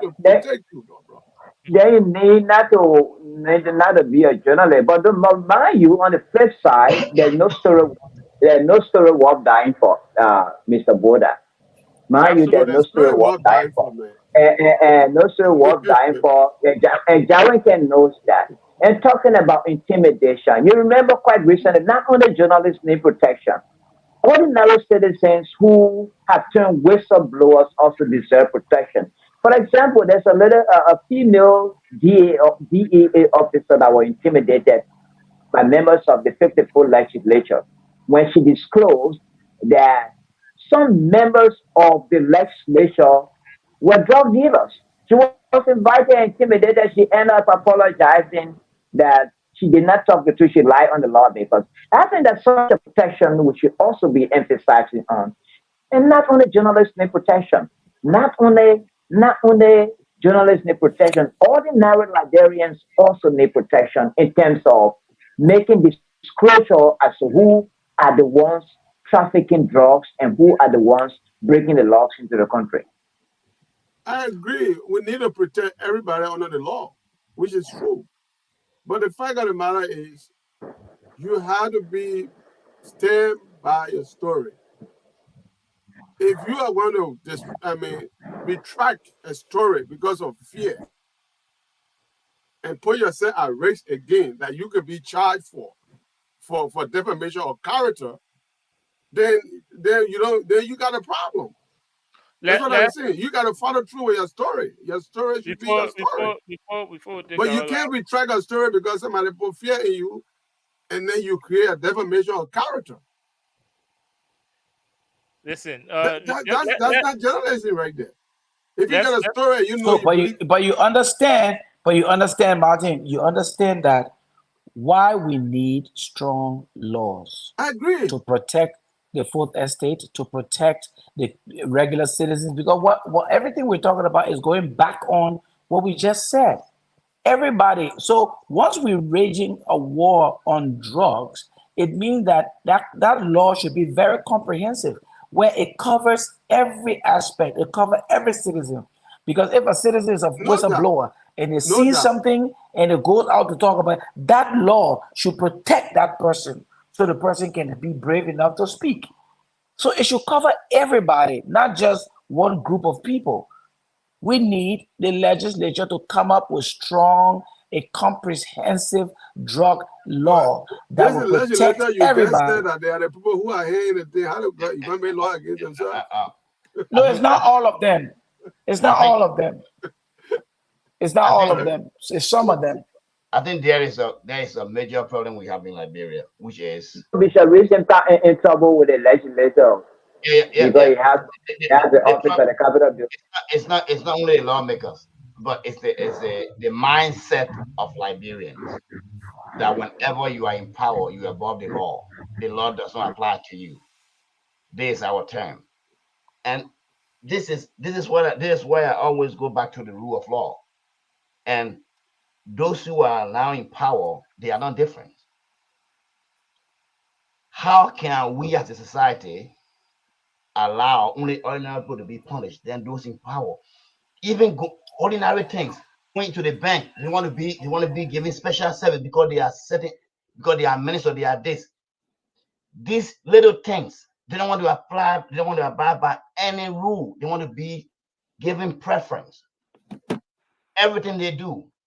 They don't want to be questioned. The police cannot stop a minister car. The police cannot stop a lawmaker car. So who does the law apply to if they cannot abide by the laws? Who should be the one? They are immune from being stopped by the police. Well, I asked a question earlier. Again, just to immunity. Say that again. No, none that. As a civil representative, you cannot arrest them. You cannot prosecute them. It doesn't mean you commit a crime. Yeah, what I can say to wrap up on that, I know the journalists that are covering the activities in the battlefield in Ukraine got way more protection than the ones in Liberia. That's why I'm going to say that. But I asked a question earlier: what could go wrong with legalizing and regulating drugs in Liberia? I want to hear you guys' opinion on that. What kind of drugs? Just drugs, cocaine, the coast, or whatever. Just legalizing it and then regulating it. Are you for real, Derek? Are you for real? It's a question. What could go wrong? A lot could go wrong. A whole lot goes wrong. We're already having crisis. Mm-hmm. That people are hiring to do this, and we have a bigger crisis. Mm-hmm. Least more talk about legalizing it so that they can just die into it. First and foremost, we don't need to have to legalize anything that has to do with drugs at this point in our history. Period. Because we are not prepared, we are not mature to that level to say, yeah, we're going to have this drug like marijuana for medical reasons, for that. We don't have the institution for that. So our best bet is close the door on it, shut the door on that. That's what I think. First of all, you can't just take drugs away from someone that's already addicted to or rehabilitated. Okay, so the answer to that question is that if you legalize drugs in Liberia, you destroy the country. You destroy the future of the country. How so? How so? Because the people now in Liberia who are in the majority are the ones who are going down with the drugs. The young people now are addicted to drugs. The young people now are the ones that we fear for because they are the ones who's being hit the hardest when it comes to drugs. So if somebody gets addicted to drugs and that person is living on drugs, what is his future? But Bishop Reese, I think you forgot the part what I said: legalize and regulating drugs. So it's not how do you legalize and regulate? Same thing. What do you mean by legalize and regulate? What do you mean by that? You legalize drugs. You're telling the importers that you can bring drugs to Liberia and just follow a certain process. You can have drugs, but you can't get drugs you can sell drugs to under 21, and you pull down a lot of regulations. Maybe some drugs will be you can only get it through a doctor or through a hospital and things like that. So it's not like man, Derek. We think you play. I think you're playing with us. I think you're playing with us here. You're playing with us here. You're playing with us here because what we're discussing tonight has nothing to do with drugs. That has to do with medical benefits. Kush doesn't have medical benefits. I think I think you're misunderstanding me. And Mr. We are asked legalize what drugs. I'm not saying all of the drugs have anything to do with medical use. I'm saying you first legalize the drugs and tell your importers you can bring drugs to Liberia. What kind of drugs are you talking about? The drug that's killing our people. It's a no-go zone, man. Because they are abusing it. That's what if you legalize drugs, you'll be able to control the movement. Okay, so here's the thing.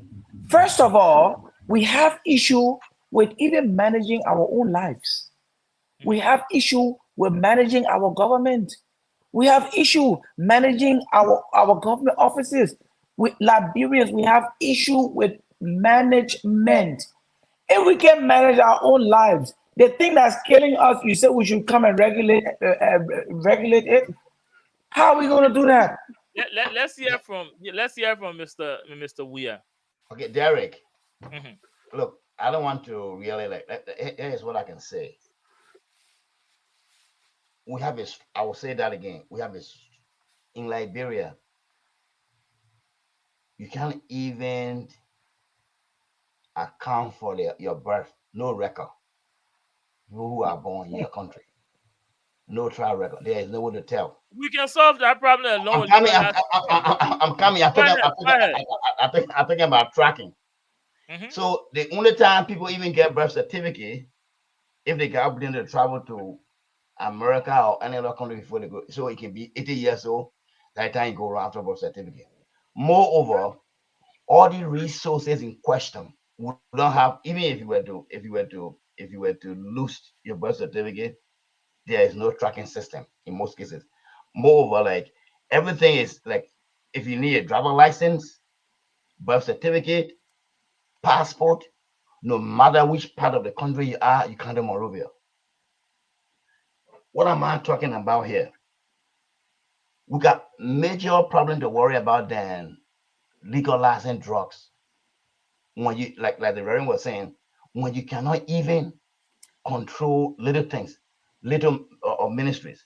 If you right now, if you want to go for a driver license, if I know Derek, they will bring in they will bring it to me in the club, in the bar.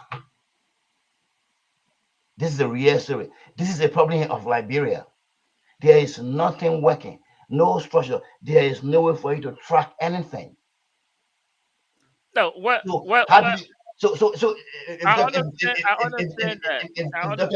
talking about legalizing, we never even reach that level at all. We don't even close to doing anything like that of that sort. No, I understand what you guys are saying, but You're trying to kill us, Derek. That's what you're trying to do. Every other strategy, there's pros and cons to everything. So you guys don't think there's any pros to legalizing drugs in Liberia? No, please, no pros. It's a one-way street. We're going down. We either die or we die. It works. It worked for other countries. Yeah, which one? Wait, which other country? First of all, which other country is working for? Again. If you were Mexico, if you absolutely. Which other country is working for? Oh, please. Which country is working for? Which one? 10.1 for us. You don't even get a statistic how many people are affected in Monrovia, in the city of Monrovia. But look at it, America. Not talking about Monrovia, America. The drug pandemic in America. You still have not told us which country. Then you talk about legalizing drug in Liberia. No, wait. I feel let Derek tell us today. This is hot zone tonight. It can't work. You guys are not giving that strategy or moment to let it sink in. I strongly believe there could be pros. Which country is it working for? I just need to know. With the current drugs laws we have in Liberia, we are going through a pandemic. Where? We are going through a pandemic. Give this a chance. At least, in my opinion, it will help you to be able to control the movement. Now, those that are bringing drugs in Liberia will not have to go on the table. They can come on top of the table. You can be able to measure the quantity of drugs that will be coming into the country. You'll be able to measure the usage of drugs in the country. I feel like there could. I mean, there could be a lot of cons to it, but I feel like Derek, which country is that working for? That's what I need to know. I think it's working for New Jersey. It's legal here. New what? New Jersey. I think it's working for New Jersey. Is it marijuana that working on? They're not all drugs. They legalize in New Jersey. Whoever advised the boss at the drugs agency in Liberia were to put that on the table, I would support it. I honestly would. What was the I'm not sure when was the last time you came to Liberia. You need to come. Let me drive. I need to drive you around so you can have a shock. If you want to come, I will buy you a ticket so you can come. Come for 2 weeks. We're not talking about weed in Liberia anymore. This is not weed we're talking about in Liberia now. Let's take a break. When we come back, we'll get into our final conversation on the president's most recent appointments and all of the reactions to it. Guys, we'll talk to you after the break. Derry, I will see you.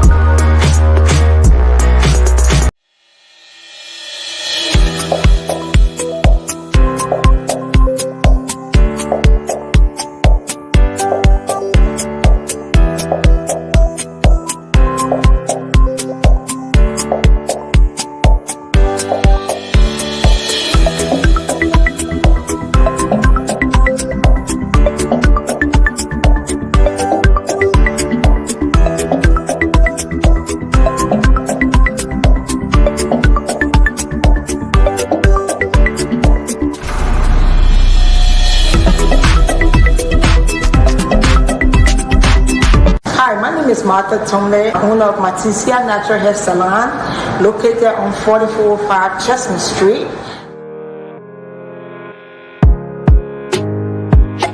We are specializing in locks, natural hair, braids, and etc.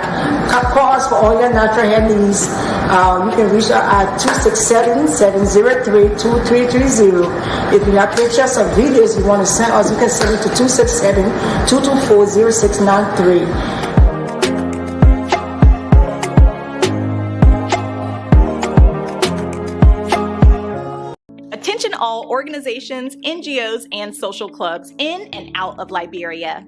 Are you tired of relying solely on social media to run your operations? An effective web platform is your most important marketing tool, and that's where Tiamat.com comes in. Hello, my Liberian people. My name is Sophia, and I want you to consider this. 53% of consumers do online research about an organization before talking to someone from that institution. That means not having a website could be costing you opportunities. Step up your game and establish a professional online presence. Introducing our web platform, designed specifically for 501c organizations, small businesses, and political organizations, social clubs, etc. At Tiamat.com, we understand how important it is to make a great digital first impression, which is why we offer you all the help needed to develop, maintain, and host NGOs and small and big organization websites by giving you a full suite of services that includes automatic billing for members, membership and visitor portals, first-class design and functionality, and much more. The best part is, it only costs $20 per month. Upgrade your image today with our customized web design services. Visit www.tiamat.com to get started. This is a Liberian-owned business.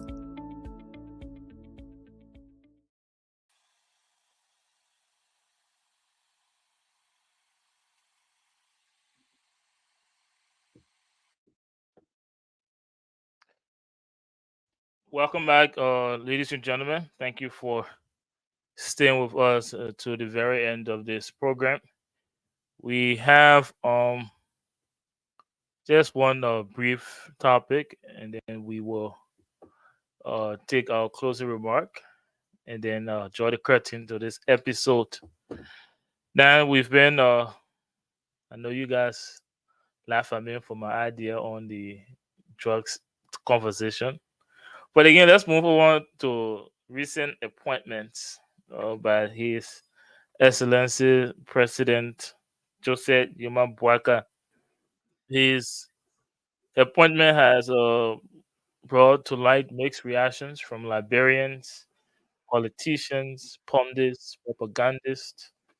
So I'd like to bring that to you guys to give us your take on the most recent appointment of the president and some of the reactions we have been getting there. Some expressed their disagreement to the president appointing people that had turnaround positions and what have you. So I'll bring that to you guys, and I'm not sure it's Davis or also you can just give us update on that, and I'll just briefly take you guys' position on that, and then we can take your closing remark on this episode, and then call it a day or an episode for episode 7, season 5 of the Hard Zone.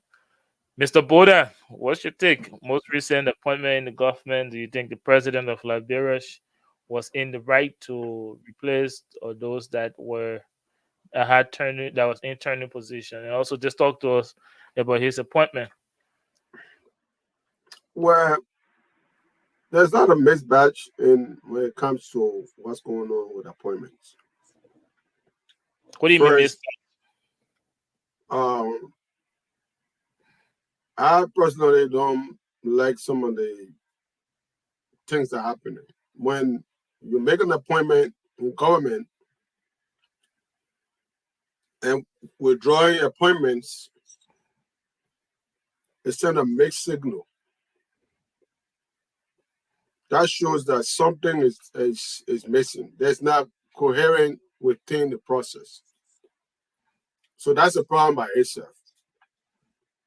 And in terms of tenure positions, there's another side of it is that these tenure positions were created. It's the Unity Party created our own stalemate, so we got to dance our own situation because all of this came from Ellen way of cranking down on other government that want to come into place to tie them up. And sometimes in politics, you have to be careful with some of the things you craft because it comes to haunt you.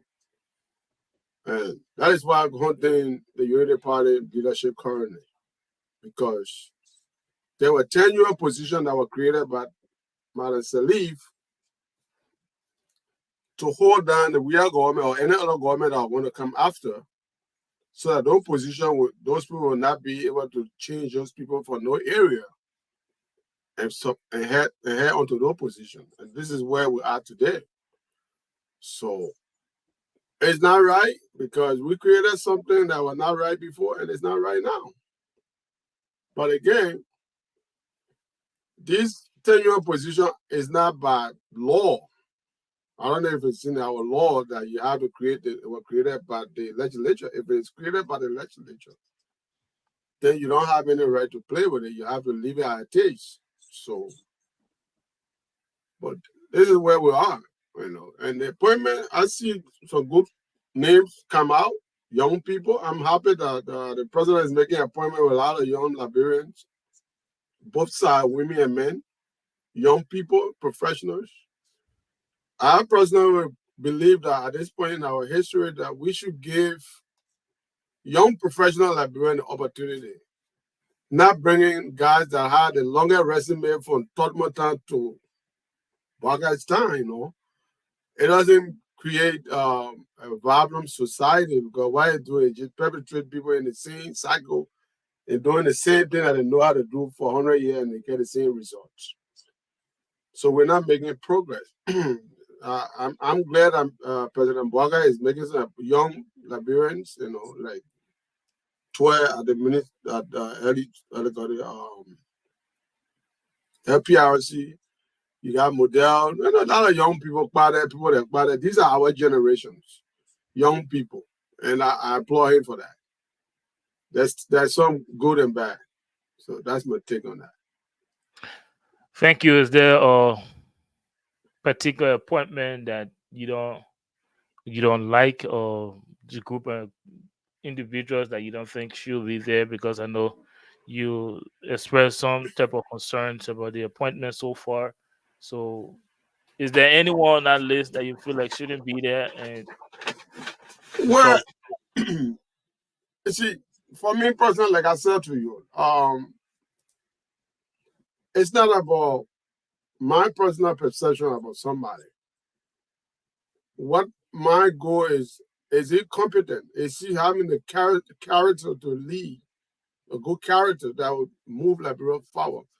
Because you see, a lot of this conversation going around is people's perception, people's personal feelings. So we should look at Liberia first in the whole.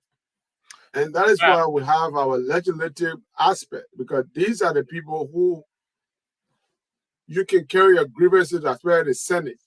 If there is a person or individual within an appointment that you think has something, don't just sit and talk. Bring written evidence, record to say, hey, this is it, and submit it to the Senate, or go to the Senate with your information. Don't sit there and that because you and somebody have a little personal issue, and because today in government they appoint them, and then you come up with something. Oh, this guy like this. We have to get better past that point. Let's go try record by try record. This guy had this position. This is where he from. He did this, he did that, you're not competent, you're not this, Bring the issues and take it to the Senate, And that's my argument. I'm not going to sit there and say, hey, this person, I don't have the president purview to do so. Whoever he appoints is at a pleasure and will and pleasure of the president. It's not the Liberian people. He decides who he want to work with, who he want to work for him. Just before I go over to Mr. Boda and Mr. Bishop Reeves, though, our legislature have made a statement that they agree with all of the appointees that or at least the ones they have confirmed, that they are the right people who are picked for the job. They have not rejected any nomination from the president. Do you agree with that decision from our legislature? And also, I know you're one of the people that campaign that this administration will not be business as usual. And just 1 month into the administrations, we're hearing several complaints or series of missteps, from the situation with the inaugural activities to the appointments of corrupt officials. People have expressed that, and also illegal appointments. Do you still maintain that position that this will not be business as usual? No, I don't want to consider business as usual. But I don't know why you call it illegal. The inaugural prospect, let me address that. The inaugural aspect was a complete flaw. I was present, and that's all what happened. But what happened is you had to understand that there was a transitional period. The current government didn't have full control of that planning process. So they were partnering with the outgoing leadership. That has their own issue. Secondly, people being appointed in government today, the Senate approved them. That's the work of the Senate. They are the one the president appoints you. They are the one vetting representing the Liberian population. They are not setting it up for Boakai. They are setting it up for the borough counties and political subdivision. So if any need coming out, that is why they are very critical to our sources. So if they just pass a knee on because you scratch my back, scratch your back, then it's not the president's fault. I think our Senate. You're not answering my question. Do you agree with the decision so far? They have not rejected any of the president nominees. Do you think that they've made the right call based on the list of appointees that you've seen? I don't think all of the call have been a record. If the Liberian people are complaining there's some issue, they're not performing to the expectation. Thank you. And let's hear from you, Bishop Reeves.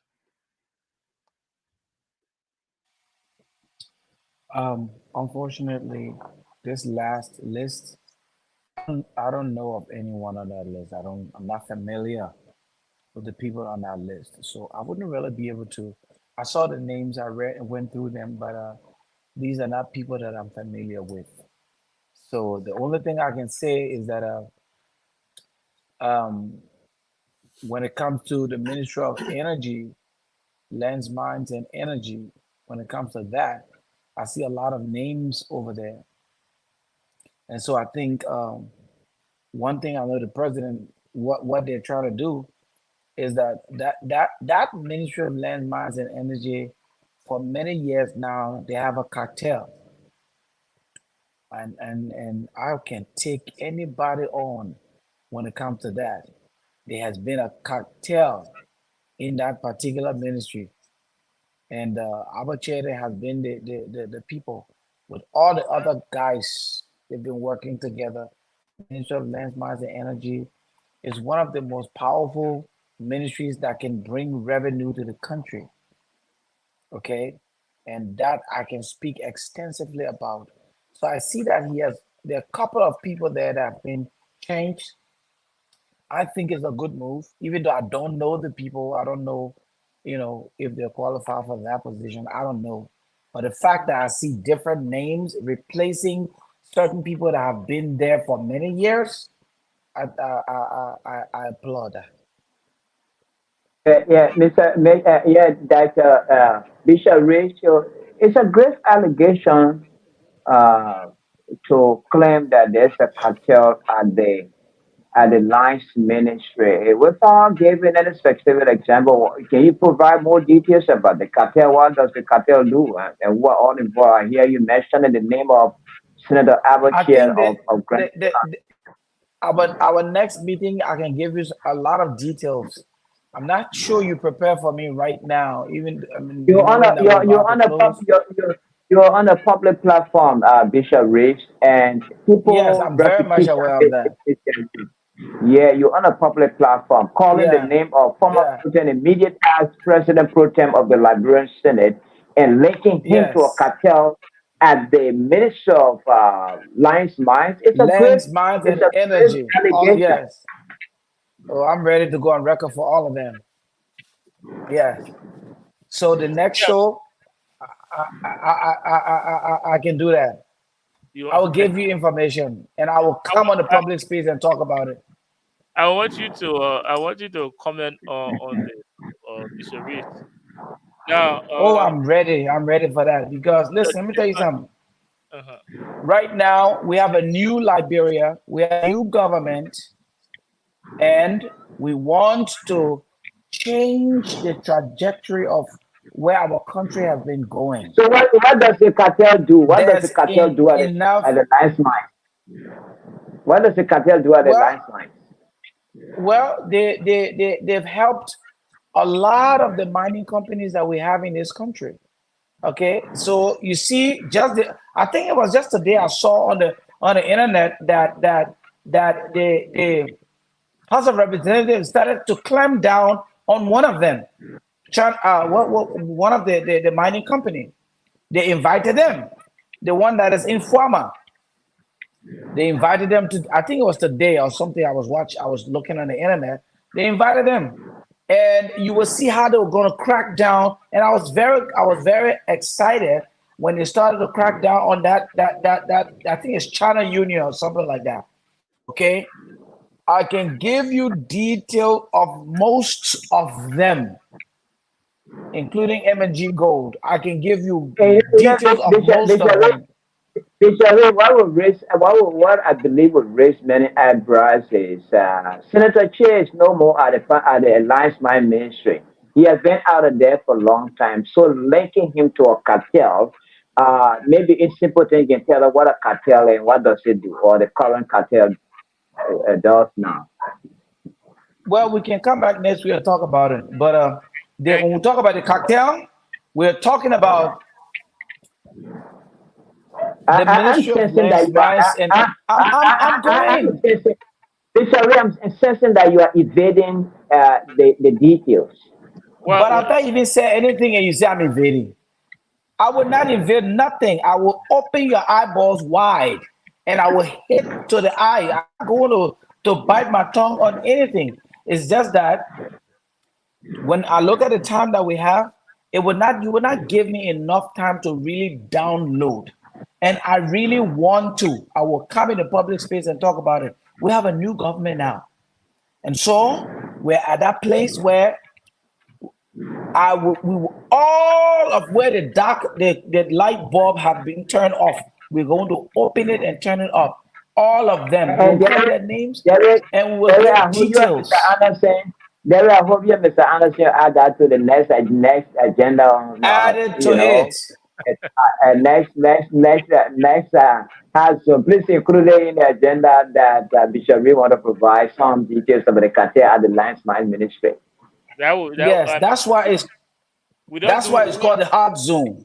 We don't do bombshell on the hot zone, but remember to add it to it. Yeah. Where Liberia is now, we want to move forward.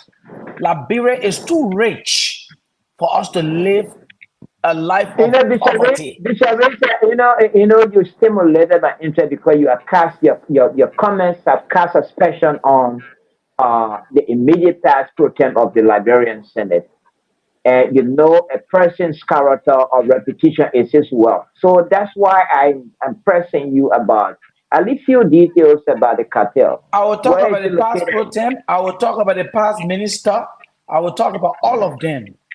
And I will provide more names. I will talk about all of them and talk about what they're doing. Not only names, but facts.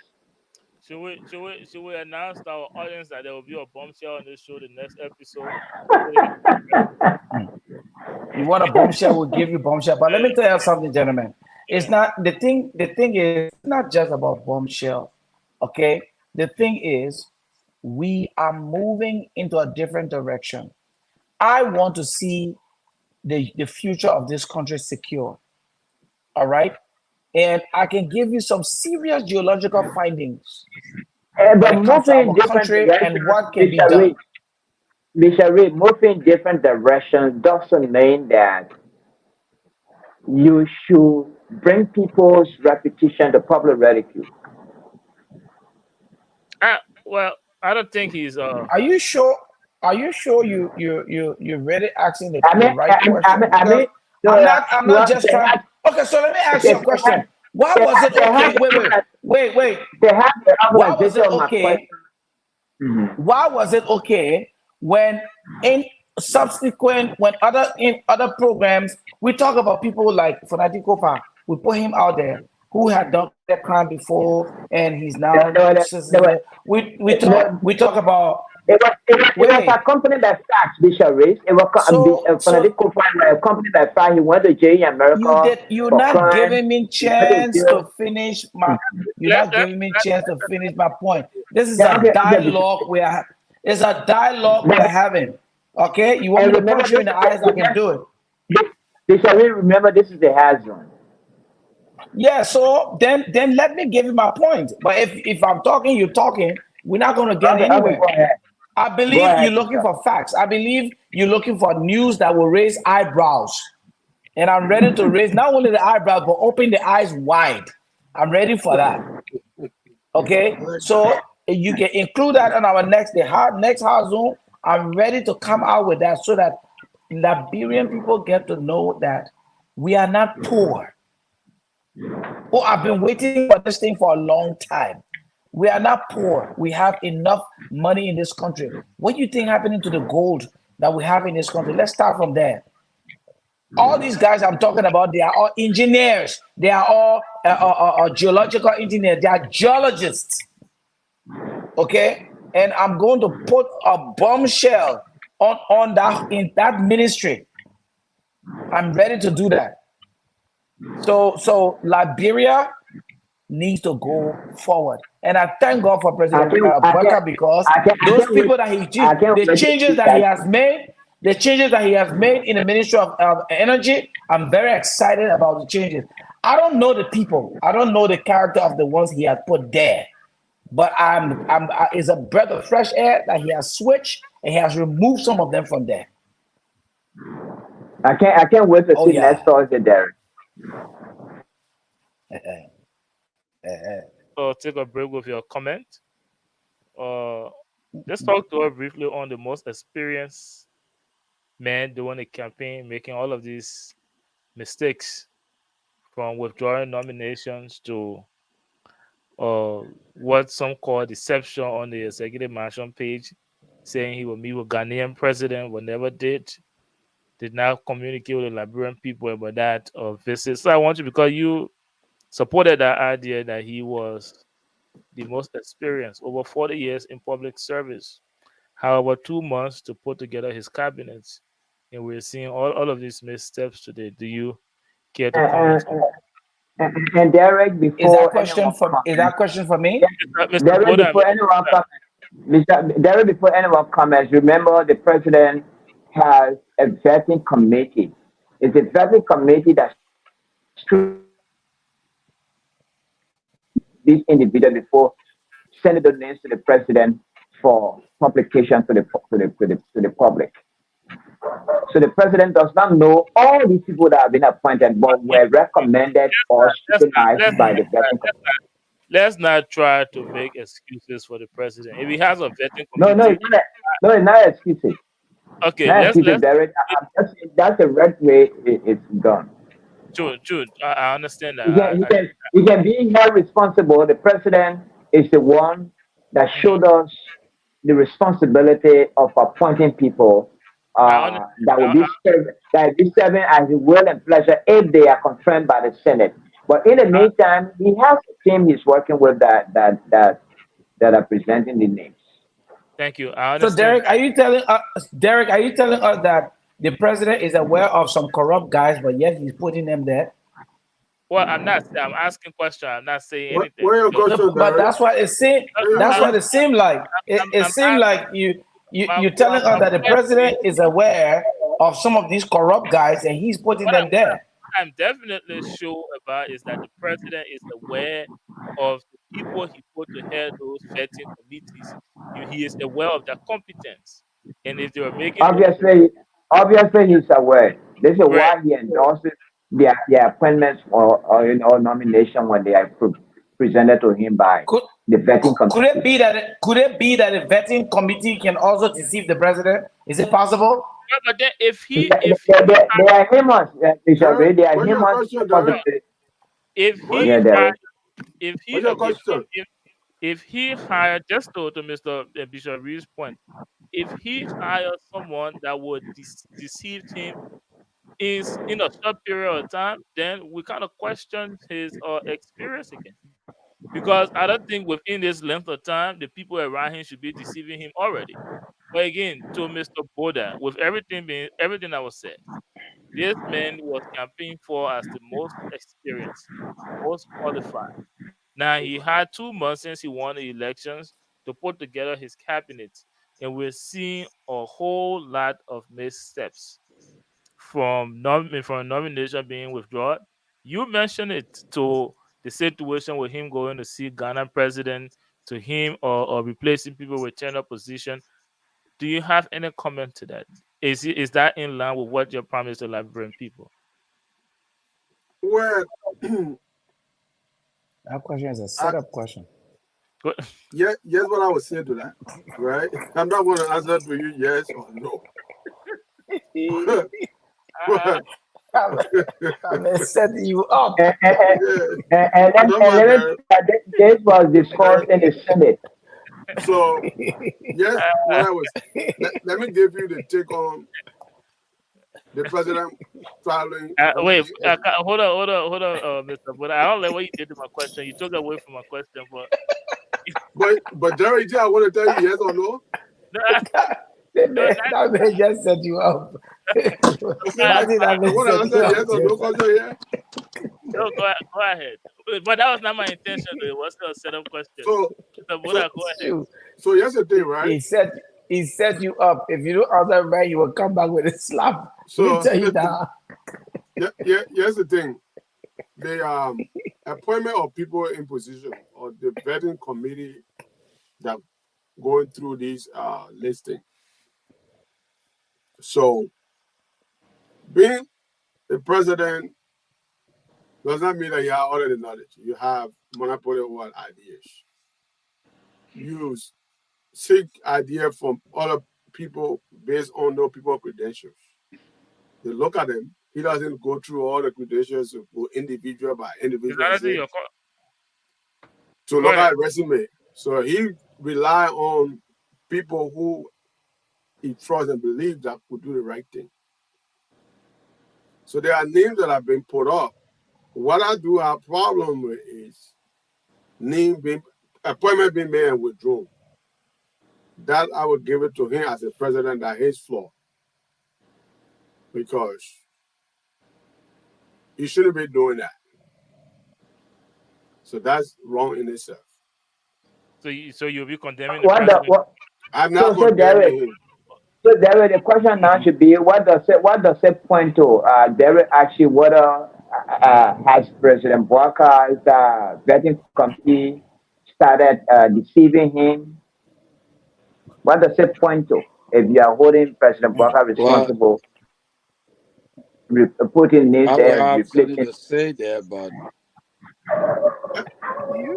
here's what I'm saying to you, right? These people coming from your surface. I'll come back to you, Bishop. The people that vetting is not that they are not experienced. I don't think it's on the basis of experience. So one thing you gotta look at, there are a lot of doing the campaign or you gotta reunite the country. And there were collaboration that went on during the campaign. And after that, there's a lot of thing going in the process. It's not like where you have a Republican and a Democrat, where one wing takes his all. So the current structure of government or the composition of our Liberian political dynamic is different. And it creates a bottleneck in appointments. because people bringing names from their various political groups to represent their interests in that collaboration. So these are some of the powers that are creating the removal of shifting of people from one place to another. It's not like the Unity Party has just sat down and make a decision from their list of candidates that they want to put in the position. If you are being from that angle, you wouldn't have this situation. So these things are coming from like the appointment of Jala to the Justice Ministry. That was the president's choice. But there was some arm twisting that went on when people cried. They brought in Kuba Kra to be a Justice Ministry. But you saw what happened. So there's a lot going on in the back end. It's not that the old man making mistakes to appoint people. So everything is on course, right? Yes, we're on course. Definitely Now, on course. Bishop Hagar, you wanted to comment on. You had a comment, so let me recognize you now, so you can give your comment. Where did you are on mute? Where did he resurrect from? Thank you very much. Bishop was sleeping. When the rescuer need to be rescued. Listen to me. So on a serious note, I think we all need to understand political management is very, very challenging because you are managing people's feelings and aspirations. All over the world, there are countries I will give you out of my brain. I will give you like Italy. Italy has a government that did not win an election. They have to negotiate with other parties. They have over 700 political parties, some of them regional parties, some of them based on certain interests that the prime minister have to negotiate. If they're not feeling well, if they don't feel happy, they withdraw their vote from the prime minister, the whole government collapse. And so many times in Italy, in France, in nations where you have political pluralism, it's difficult to manage all the different political variables. In Liberia, the reality today is that no one political party can win election in Liberia. That poses a lot of challenges. Don't forget, you already won the election. You think about the next election. You want to be sure that you leave a legacy. President Joseph Numa Bwaga is facing challenges because Unity Party did not win election in Liberia. We need to understand that. Joseph Numa Bwaga comes from the Unity Party, but by themselves, Unity Party could not have won the election. Other collaborating parties came, and they had their interests different from the agenda of Joseph Numa Bwaga. How does he manage all of those variables? So I'm even happy that at this time he able to appoint. He has been able to make significant appointments in government. There are some short fall where, as Mr. Boda said, he will appoint and then he withdraw the appointment. I think it's not the right way to go because it reduces it sent a wrong message. If there's any issue, the vetting committee should have done their work. If the president is announced publicly, let them go to the Senate. If there's any issue with their ability to function, let the Senate do their job. But to appoint somebody and then withdraw the name and all kinds of things, it doesn't really show that you understand what you are doing. And as a strong supporter of Joseph Numa Bwaga, I'm saying to him, listen, and I make it very clear. One of the challenges that we've been having is I told people, I said, Joseph Numa Bwaga was not appointed. He's a president for 6 years. And people like those high political players like Prince Johnson must understand, I have all kinds of theory in mind. Maybe we'll have to go to the electoral college in Liberia and kind of come to a place where a party will say, either you support me or don't support me, and they'll have a free and fair election, and whoever wins, take it. But this thing of managing people feeling all kinds of things is really compromising our effectiveness to govern. Thank you. Thank you. That raised a question. That raised a question. Are you now by by your by your statement or the question you asked? How does he manage all of this? Are you not agreeing with people, with those that argue that because of his age and health condition, he was unable to take on the responsibility of being the president? And I asked that question based on this premise because this is not his first time. This one will argue that this should come easy for Ambassador Bwaka if he was much younger, if he was in a good health condition. Because guess what? He saw Ellen doing this for 2 terms. Listen, even if you bring in George Gabriel to be president of Liberia, with the kind of political equation we have there, we still have the challenge. Bishop Hager, let me finish the question. So matter of fact, today is the anniversary since he was inaugurated. And 1 month. We're 1 month, and we're here now. A staunch supporter of Unity Party say, "Oh, this is too much for the president. This is too much." I did not say it is too much for the president. I did not say that. I did not say it is too much for him. The question you asked, how does he manage all of this? That is the insinuation from there. Well, if you did not say that, I'm not saying it is too much for him. I am saying it takes a lot of effort to make sure that everybody is happy. I'm not saying it's too much. He has to make sure that everybody is on board. Protect Derek. Protect Derek. Thank you. The Liberian people that argued that President Bwaka at the time was unfit based on his health condition and his age to be president for the republic had his best interest with their argument that the presidency calls for a whole lot and they don't think he can do it. And within just 1 month, he made so many mistakes with all of his experience. That's the question I'm about to ask. No. Listen to me. Listen to me. You promised to protect me. Let me ask you the question. Can you protect me? 12 years, he saw one of the best politicians Liberia ever put up. Did it for 2 terms. Fill out her cabinets for 2 terms. And he's the one that boasts experience when it comes to politicians in Liberia during the last campaign period. How does that show in the first 1 month with all of these lapses? And Bishop Hager, making all of these excuses and talking about I'm not making an excuse. Insinuating that the job is too hectic. Do you not? I'm not saying the job is too hectic. You're not listening to me. Okay, I will give you the opportunity to make to correct me if you can. I'm ready to make the correct you now. Are you not agreeing with those people that argue that the president was unfit to be president? I'm not saying the president is unfit. Those are making an argument. Their argument have no iota of truth or credibility. Listen to me. I want you guys to be as honest. I don't know whether your journalist in Liberia was there during the early first term or second term. Let's not forget. Listen, I want to say something very important. Compare the appointment that Ellie made 1 month after her inauguration. Compare the appointment that George Weah made 1 month after inauguration. Compare that to Joseph Yuma Bwaka, an appointment in government, and see who have made more appointments. Let's go and see the record.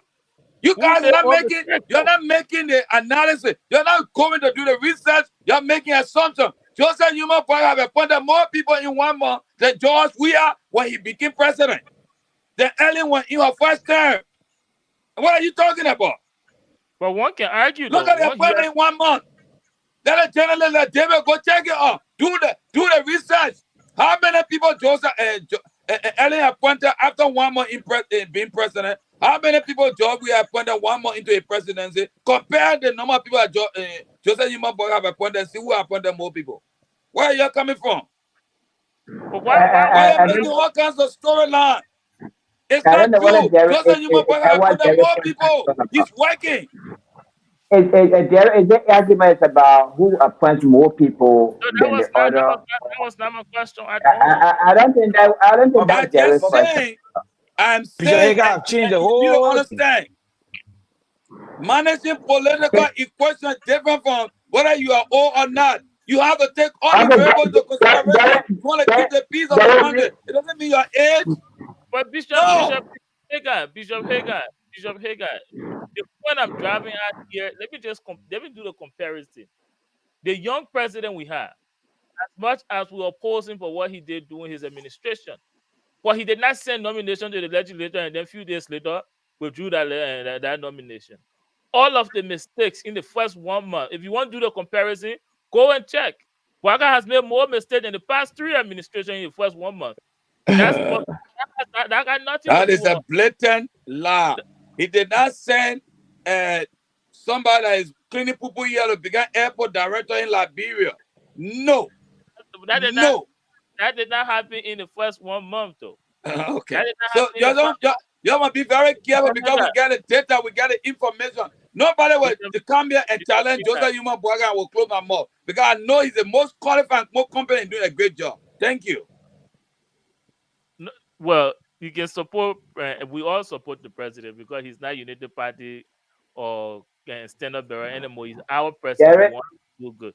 I can't Derek, are you still engaging your uncle? No, not that. No, my question was based on. Look, David, on this show, Derek, that we don't have any uncle here, so do not tie Derek to But Bishop Hagar. Derek himself said it repeatedly on the show. Derek himself repeatedly said it on the show. Yeah, but Derek, right now we are dealing with the issue. David, just leave that. We are dealing. This is not. Listen, we're not practicing nepotism here. Listen, this is the hard zone, and we got to deal with issues accordingly. So we want Bishop Hagar to answer the question so that we can move forward. So he can't be changing and shifting the thing like that. I think I'm saying, Honorable Bishop. I'll give you the opportunity again. What I have realized, and I think Mr. Boda will agree with me, is that you're not realizing the argument that people that oppose the Unity Party were making during the elections. In the best interest of Ambassador Boakai at the time, he was unfit to carry all the responsibility of the president. Oh, that's no, what I I disagree. I disagree. No, I want to hear that. I disagree with that analogy. Doesn't mean you're unfair. I understand. You guys I disagree with that analogy. No, listen. I will give you the opportunity. I understand y'all have to defend this for the next 6 years. We will defend it. Listen, the first 1 month did not go too well for you. Why not? On what basis are you making that assertion? On what basis? It is Don't talk about fitting, man. It is alleged. Alleged what? Can y'all protect me though? Can y'all protect me? We're talking about being. Bishop Hagar, let Derek speak. I will give you the opportunity, Bishop Hagar and Mr. Boda. Again, I don't want you to. Let's be honest with the Liberian people, okay? But from your comment, I listened to Mr. Boda. He said, "Oh, he tried. I know he speaks like a politician. He tried to tweak it, But everything he says, just say, oh, I noticed this on Tina. You're not going to go with the president." Especially the decision making, the appointment, and things like that. So I get that. You came on, the statement you're making, it almost like you're realizing this is the reality, but here you got to cover it up. You got to defend it because this is the administration you supported. And I'm saying everything you said, the insinuation from there is that you're kind of agreeing with the people that argue that the president is unfit based on his health and his age. Now, I'm asking you, his competence does it show in the lapses he's been making over the past few months, from the situation at the inauguration, from him making nominations and withdrawing it, from the situation with Ghanaian president, some media institutions reporting that he went there for medical reasons, but for now we have no idea. And he appointing corrupt government officials and all of those things that just happened in 1 month. Does it not support the argument that this man, maybe he's really not fit to be president based on his age and his health? That's the question I'm bringing to you, Bishop Hagar. Well, thank you very much. The question and the insinuation and all the other issues were, I will use the word, Liberian people were told those lies. were told that Joseph Yuma Boaga is unfit. He say he's going to die. In fact, they already get his casket. But Joseph Yuma Boaga defied all the odds. And the Liberian people voted for him massively. And he has 6 years to go. I am convinced where I am, I'm not looking at 1 month. I'm looking at the entire duration of this man's presidency. He's going to deliver. You heard right now, for the first time in Liberian history, you heard what he said, mandated the entire government machinery to declare their asset. It never happened in Liberia. We're going to fight corruption. We're going to deal with corruption. We're going to make sure that that country deliver. Why are you not talking about that? Okay, we appointed somebody. Well, if we be honest, I can talk about. I do have a question. I'll ask you. He declared his assets. How much money he got? Bishop Hagar, I'll ask you that question. How much money he got? You asking me a question? Yes. He declared his assets. How much money he got? We have to respect people. We respect the institution. If you guys don't respect the institution, the Wait, so Senator Dillon don't respect the institution, or the other lawmakers and government officials that declare the asset and make it public don't respect the institution? What is up to them? Some of them are doing what we call pure politics, but we are following the law. Okay, Bishop Hagar. Okay, Derek, go ahead. No, go ahead. Go ahead. I'll give you. Go ahead. Yeah, Bishop Hagar, there's an issue of there's a question about equitability in terms of the distribution of the jobs based on geographical balance. In fact, Nimba County Senator Prince Johnson raised that issue quite recently in the Liberian Senate, that it is likely that Joseph Boakai is stepping in the shoes of former President George Weah, who clouded his government with people from the South, majority of his officials from the Southeastern region. It's likely that Joseph Boakai is following the same path.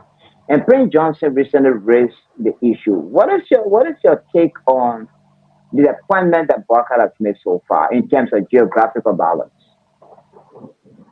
Well, for me, what I know, Joseph Yuma Boakai have a difficult task. The political alliance that led to his victory, all of them won the biggest share of the national cake. We also have the Unity Party, who also believe that they need to have government jobs. Managing all of these different interest groups poses a challenge. But I have confidence there are thousands of appointments that still needed to be made. What I have seen so far, I cannot buy into that argument that it is not geographically balanced. Let's go to the appointments. People just want more. There's all the counties, all the districts, everywhere represented in the new government. Naming one county, naming one district in Liberia that has not had somebody appointed. And we still appointing more people. Let's look at it. Then buy into Prince Johnson. Prince Johnson want more. Yes, Nima played a major role for our victory, but listen to me.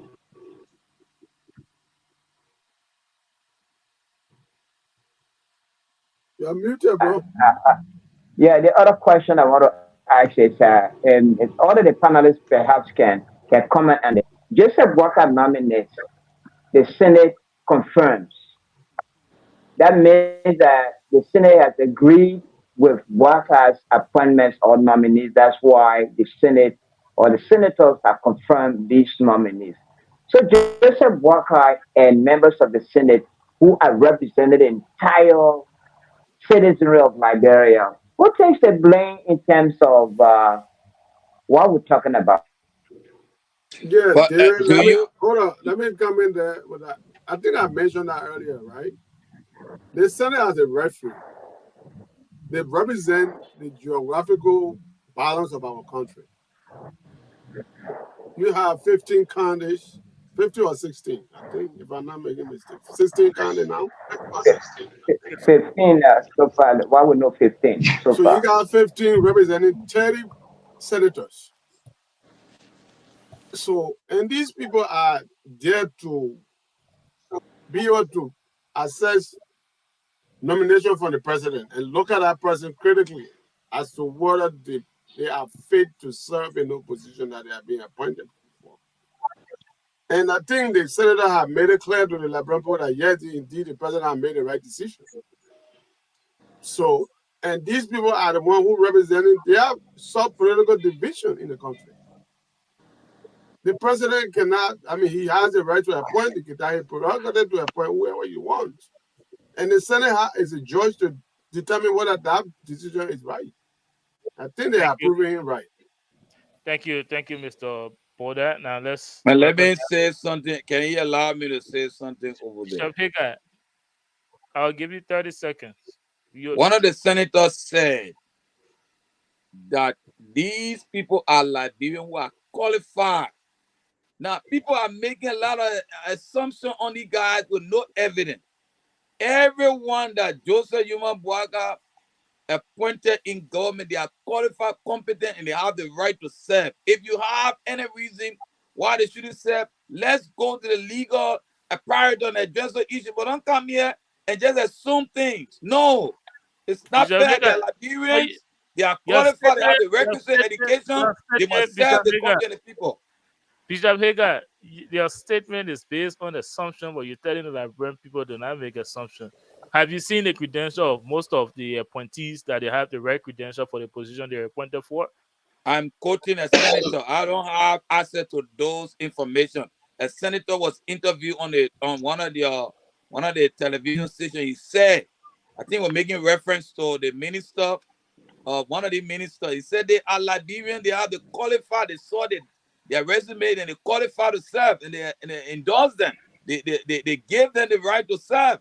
We don't have all the information, and I'm not going to base on what people say on Facebook or on whatever. I'm looking at what was presented to the senators. Bishop Hagar, not on the Facebook now. Prince Johnson, who is a senator, yeah. Let me recognize the presence of Councilor Freeman, and I would say you join us late, so I will ask you one question, and then we'll take a break and come back for the closing.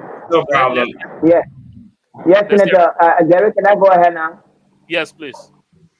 Senator Prince Johnson, this question is going to Bishop Hagar. Senator Prince Johnson recently raised the issue that it seems that nepotism is showing its head so soon in the Barker's government in terms of his appointments. Do you agree that nepotism is showing its head in terms of the number of persons so far being appointed in local county or from local county? Do you think that nepotism is back? John Prince Johnson, why he's our political partner, we continue to make some statement. I think as a statement, he should be making those statements. Why is it? Why say that? Well, let's look at the number. The vice president from Lofa, and the vice president from Nima, right? The minister, I don't know all the different ministers, but as far as I'm concerned, I think about 4 or 5 ministers from Nima County. What is it? Nepotism? What is it nepotism about? What is it? So Lofa, they should not get Lofa in any position. Is that what we're saying? We don't care what you do. Somebody will have to say something in Liberia. I know when my knee come up or to be some council January, they always say that nepotism, but I don't have time to talk about nepotism. No, when your come up would definitely not say it's nepotism. Well, we'll be happy for you because you're part of our team. Anyways, Councilor Freeman, I'll give you the opportunity to just speak on the topic we're discussing on President Boaga activities for the past 1 month. And also feel free to talk about whatever it is that caught your interest in Liberia this week. I think 1 month is, thank you for having me anyway. I got in late because I've been preparing for trial. But I think 1 month is too early to really sort of pass any judgment. And so I'm not going to do that. Notwithstanding, since we are talking about the president's ability to appoint, Article 54A of the Constitution grants the president the authority to appoint with the advice and consent of the legislative branch, the Senate, to be more specific, 1 year. It seems to me from Ellen time, well, even prior to Ellen, but let's start with the most contemporary governments in Liberia. Ellen, Weah, now Bouaka, they all have something in common. They're all violating the law. There's a new executive law of 1973. And in that law, I think it's section 10.2, it sort of says the president has to appoint from minister proper from each county. So each head of a ministry have to be represented by each county. So the president cannot just willfully do like his predecessor and appoint 4 ministers, for example, from Lofa County or 5 from Nimba. The law says that each county, we have how many counties now? What, about 15 or so? Each county has to be represented at the top. In other words, that person has to be the minister proper. So there should be a minister from Grand Bassa County, a minister from Sano County, and each one of the counties has to be represented in the government at the very top. It's not doing that. Now, it is important to know they can be from your party as long as they are represented from each county. Ellen did not adhere to that law. We did not adhere to that law. And like I said, Bouaka is not going to do anything differently because he himself is not adhering to that law. Another thing that also drew my attention, I noticed today, I woke up quite early this morning and I was browsing through, and the president made additional appointments. And what struck me is the fact that he even appointed what? Principals of high school? D2 High School and some other high schools. The president is appointing the principals of those schools. And then later this evening, I noticed he appointed someone that I call a friend. I think she's very qualified, but the president should not be appointing special assistant to a minister. That is not a presidential role. The president should not be in the business of appointing assistant to somebody. That's something that should be left with the civil service, or the minister herself can decide who she wants her assistant to be. So the point I'm trying to make is, the fact is, President Bouaka is clearly in violation of some of the same laws we saw the likes of Weah and Ellen violated during their time in office. And and as a result, we're not going anywhere. We're just in a circle. The same thing happening. So that's my observation. So, Councilor Freeman, does any law forbid the president from appointing an assistant to a particular minister? Does the law forbid that? Well, because the Constitution 54A clearly states who the types of officials that the president should appoint, right? It's clear. Yeah. It lists clearly those that falls within the purview of the president. And if you don't mind, it says here, the president shall nominate and with the consent of the Senate appoint and commission cabinet minister, deputy and assisting cabinet minister, ambassadors, ministers, consuls, the chief justice and associate justice of the Supreme Court and judges of subordinate courts, superintendents, other county officials and officials of other public subdivision. The president should not be appointing a mere assistant to a minister. No, the law does not permit that. That's for the civil service society to do. That kind of position should be a competitive position, like any other position, as a matter of fact. But this particular position, an assistant to the Minister of Foreign Affairs, someone that I have a lot of respect for, and I think she's qualified to even be much, much more than that. But it should be by way of an employment process. You apply for the position. If you're qualified, she hire you. That's not a presidential appointment position. A mere assistant to a minister basically says, well, that's the minister's friend. Should the president be appointing the minister's friend as her assistant? No. The Constitution clearly says the roles that the president must appoint for, and an assistant to a minister is not one. A high school principal is not one. So, I mean, we keep making the same mistake and we expect different results. It's not going to work. So thank you very much, Councillor. I don't know, Bishop Hager, if you would like to. I really want to appreciate the council for bringing up that issue, and I think we need to.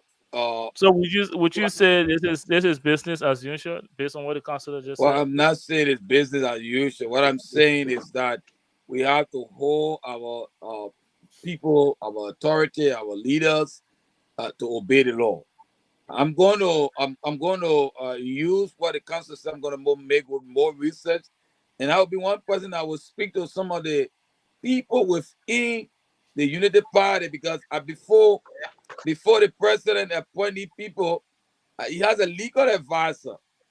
Those guys are competent in the law. They should look at whether he violating the law or not. Why they never flag? They say, "Oh, president, this is not your area. You're not supposed to go down there." Why they will allow the president?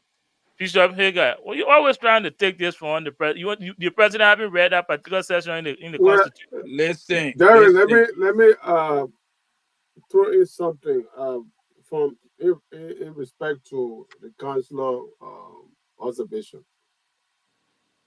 Our privilege to be around some conversation when I was in Liberia in recent time, and the president had talked to most of his appointees to be able to recommend people that they feel comfortable with to work within that ministry.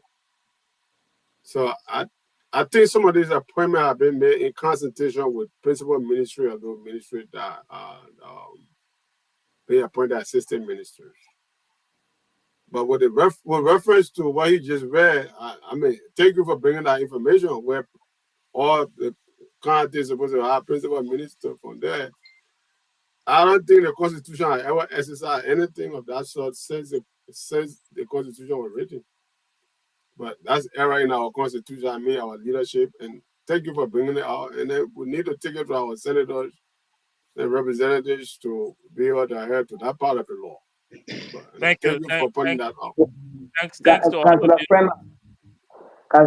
Gary, you want to go for a break now? I want to ask Councillor Freeman a question regarding the issue of school principal being appointed to a particular position. I don't know what I'm quoting you right. Councillor Freeman, are you concerned about the fact that the president of school principal, are you concerned about the issue of where the person is coming from, the school principal, and not the person's competence and suitability for the position to which that person has been appointed? I received a call today. Someone said to me there was a discussion on the closing argument. There were two fire chiefs from Minnesota that were on the show, and they were discussing the appointment of the fire chief in Liberia. And one thing that I think, one of the things they said was that the fire chief should be someone who has both the education, specifically, a degree in fire science, and have the experience as well. And the man that was appointed to that position has neither. So let me answer your question with regards to the principal. We should not be politicizing every government position. Some positions for civil servants, a principal of a high school is a civil servant. That is not a presidential appointment position. That's a position that president has to go through sort of competitive employment process and get that job based on the merits, based on that person's qualification. Now, if the president is in the business of appointing the principal of a high school, not only does that diminish the office of the presidency, but in my mind, you are not politicizing our schools. And that's the problem. We want to make it in a way where we are hiring people who have the competence, the temperament, the acumen, people who are qualified for those jobs. You don't just give jobs to people merely because they supported your cause. Some jobs are for that. It's written in the Constitution. That's the president's prerogative. They work at the will and pleasure of the president. And let me also make another point. There are certain jobs that the president can fire you immediately. You are there at his pleasure. But there are some other jobs where the president cannot simply terminate you, because in order for him to terminate you, he has to terminate you for cause. Civil service jobs are such jobs that before the president can get rid of you, it has to be for cause. So in the case of a principal, that's a civil servant job. Before the president can get rid of you, you're not working at the will and pleasure of the president. So before he can get rid of you, they have to establish cause. But if the president is already appointing a principal of the high school, the assumption there is that principal is also now working at the will and pleasure of the president. There's an inherent problem with that, because that's not how it's supposed to be. It has to be based on qualifications, so that if the president decides one day that I don't like this principal, he has to establish cause. But if it's a mere political appointee, then you're there at the will and pleasure of the president. He can get rid of you whenever he wants to get rid of you. Then lies the problem. Thank you very much, Councilor, and thanks to all of you for your contribution on this episode. Let's take a break now. When we come back, I'll give you guys the opportunity to give a closer remark. Hi, my name is Martha Tomley, owner of Maticia Natural Hair Salon, located on 4405 Chestnut Street.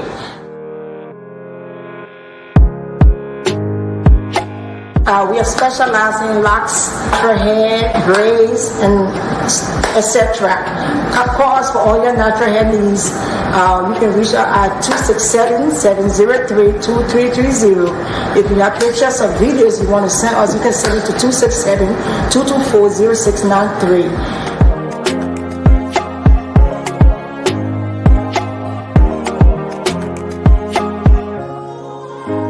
Hi, my name is Martha Tomley, owner of Maticia Natural Hair Salon, located on 4405. Welcome back, ladies and gentlemen. Thank you for staying with us this far on episode 7, season 5 of the Hard Zone. We've reached the point where we have to draw the curtain to this episode. But before we do that, let's go over to our panelists to give their closing remark on this episode. Now, I'd like to start with you, Mr. Boda. Thank you, Derek. My closing remark here is to give every Liberian a pause. I know there are a lot that we need to absorb, and we are in the healing process. So, 100 days have not, in a month, we cannot resolve all of the issues that are affected over years in our society. I urge every Liberian that mean well for Liberia to pause and give the president the first 100 days in office and be able to assess. I know we expect the expectation is high and we want more. But I don't think it's a fair game to get anything in the first 30 days. You're not going to have anything. Because looking at our politics and how elections went on, the margin was so narrow and the tension is high. There are other people on the other side just want to see this government to fail. And I personally want to tell Liberian people tonight that let us pray that Liberia succeed, not to fail. And let us support the leadership and see how far they will go within the first 101 years. And let's see what happens. So that's my appeal to Liberian people. I know we have all of the quarrel and the things that are going wrong. And it's good and it's healthy for us. So thank you. Thank you very much, Mr. Boda. And thanks for your contribution here tonight on the show. Now let's hear from you, Bishop Reeves. Well, it's always an exciting moment for me to come on this show and express views. I always maintain that the fact that we disagree does not make us enemies. the fact that someone does have a different opinion from you, differ on opinions, does not make them your enemy. So I like the fact that we're on the hard zone and we're discussing issues that pertain to Liberia that will help the future of our country. And we will continue and will remain committed to this so that we can speak out the ills, but not just the ills, but the good things that we do as well. You know, if the president does something well, everybody will praise him. If it's not well, they will hold him accountable. And I think we should do that if we want our country to be to grow and develop. We need to really have the pros and the cons in order for us to excel. So I want to maintain our position that it's going to be very nice on the hard zone all the time, discussing current events and discussing the things that would take Liberia to the next level. I'd like to thank God for all of you. Counselor, it's always a pleasure to see you on the show, and Derek and David, it's Mr. Boda. It's always a pleasure to have conversations with you guys. Thank you. Thank you, Bishop Reeves. Likewise, thanks for your contribution here tonight. Now let's hear from you, Councillor Freeman. Give us your closing remark. Well, I'd like to speak to the administration directly. You know, we can sit here and wait for 100 days to come and pass, and there's an old adage that if the Christmas is going to be good, you're going to know from the eve of the Christmas. So we can continue to wait for 100 days. But the fact is, we see the same thing from previous administration continue to happen. We see this enlarged government, despite all of the lack of, monetary funding, the lack of the resources to actually maintain a large government. I would urge the Barker administration to look at other nations, how they have done it.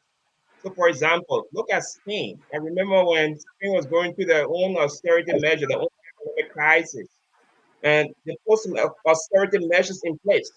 The downsides, for lack of a better phrase, they had a smaller government. And now this thing is back on its feet, right? So we continue to do the same thing and expect a different result. It's simply not going to work. There are agencies within government right now, there are ministries in Liberia that, in my view, they're obsolete. You don't need them. Maybe it's time for the Barker administration to begin the process of reevaluating some of those ministries. Do we need, for example, a ministry of gender? Maybe we can downsize the entire ministry into, a little office space and call it the Office of Gender Affairs. It could be housed at the Ministry of Justice or even the Ministry of Health. With regards to the Ministry of Information, do we really need a full-blown Ministry of Information? The government needs to maybe see things a little bit differently. You don't necessarily have to employ everybody in the country just because they supported you. We continue to do the same things. And when I said I don't expect anything different from the Barker administration, I was speaking from a policy standpoint. The policy from the previous administration have already begun in this new administration. So that tells me we can wait for the next 200 days. Nothing really is going to change. It's going to be the same old thing. So I encourage them to look at things differently. George Bush once said to, I believe he was visiting Liberia, and said maybe African leaders should start reading about other countries to see how they did it. Maybe the Barker administration needs to copy from that playbook. Look at Spain. Look at some other countries around the world. Look at the Asian countries, the China. There were days when we were more advanced in China. Look at South Korea. We can't just continue to maintain the status quo and expect that miraculously things are going to change for the better. It doesn't work that way. They need to do some real empirical study to find out how this thing can be done and done the right way. Thank you. Thank you very much, Councillor Freeman. Thank you for your contribution here tonight. Mr. Weir, thank you for rejoining us. Let me give you the opportunity to give your closing remark. Wow. Okay. Thank you very much. Thank you, Councilor Freeman. Thank you, everybody. Well, I would like to begin with what the councilor just said. I have said that before, especially regarding the information ministry.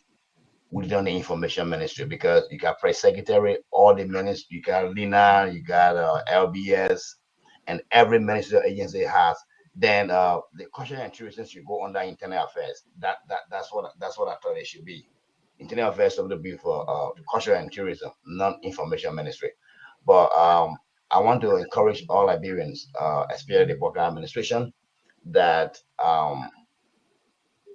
we need to rethink. We can redo the same thing we have been doing. Or there is no way to face Liberia until we face the structure of the country. And facing the structure of the country doesn't mean, I think earlier I said that government, those in government should respect the rule of law for the people who are the common people. But somebody was saying that when you are lawmakers, you are not supposed to be arrested. Then who is supposed to respect the law? Who the law should be applied to? If those who are making the law are the breaker of the laws. So there are so many things we need to face. We need to rethink that. The idea that, oh, you know who I am, all of this need to go away or cause somebody to do this. We need to play by the same rules. That would be my closing argument. We need to get away with the idea of, oh, this man is a boss man who want honorable name, excellency name, but nothing excellent about what's happening in Liberia.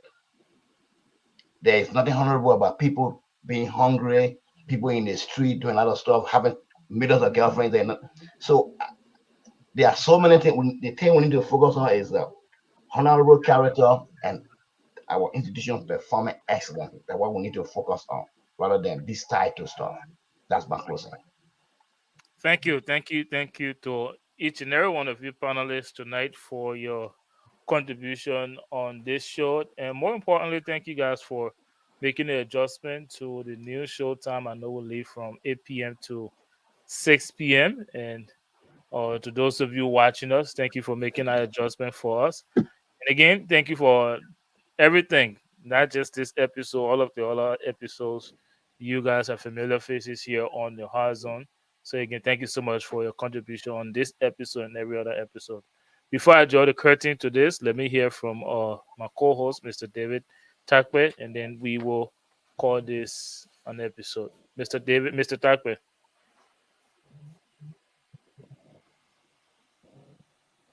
You're muted. So thank you, Derek. I must also commend our panelists for their commitment to the Hard Zone, most especially Bishop Reeves, Bishop Yeager, and for Mr. Boda. He's been in Liberia for some time now. Jarwin Campbell also here, so they were on the show during their time in Monrovia. But I am hopeful that they are actually committed to the Hard Zone, and had it not because of their presence, the Hard Zone wouldn't exist. So thank you, gentlemen, for the time. Thank you, Derek. Thank you very much. That's how we do it together. We include the counselor in your statement for the counselor should. Okay, Councilor Freeman. I beg you, Councilor Freeman. Before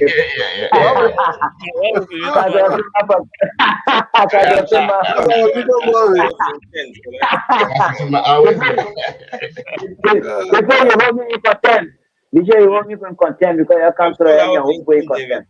They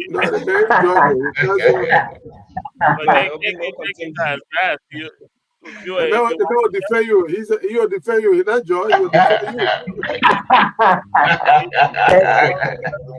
Thank you, gentlemen. Thank you. We'll see you guys next Thursday, 6 p.m. Again, thank you so much for your time. Thank you for watching us and your support.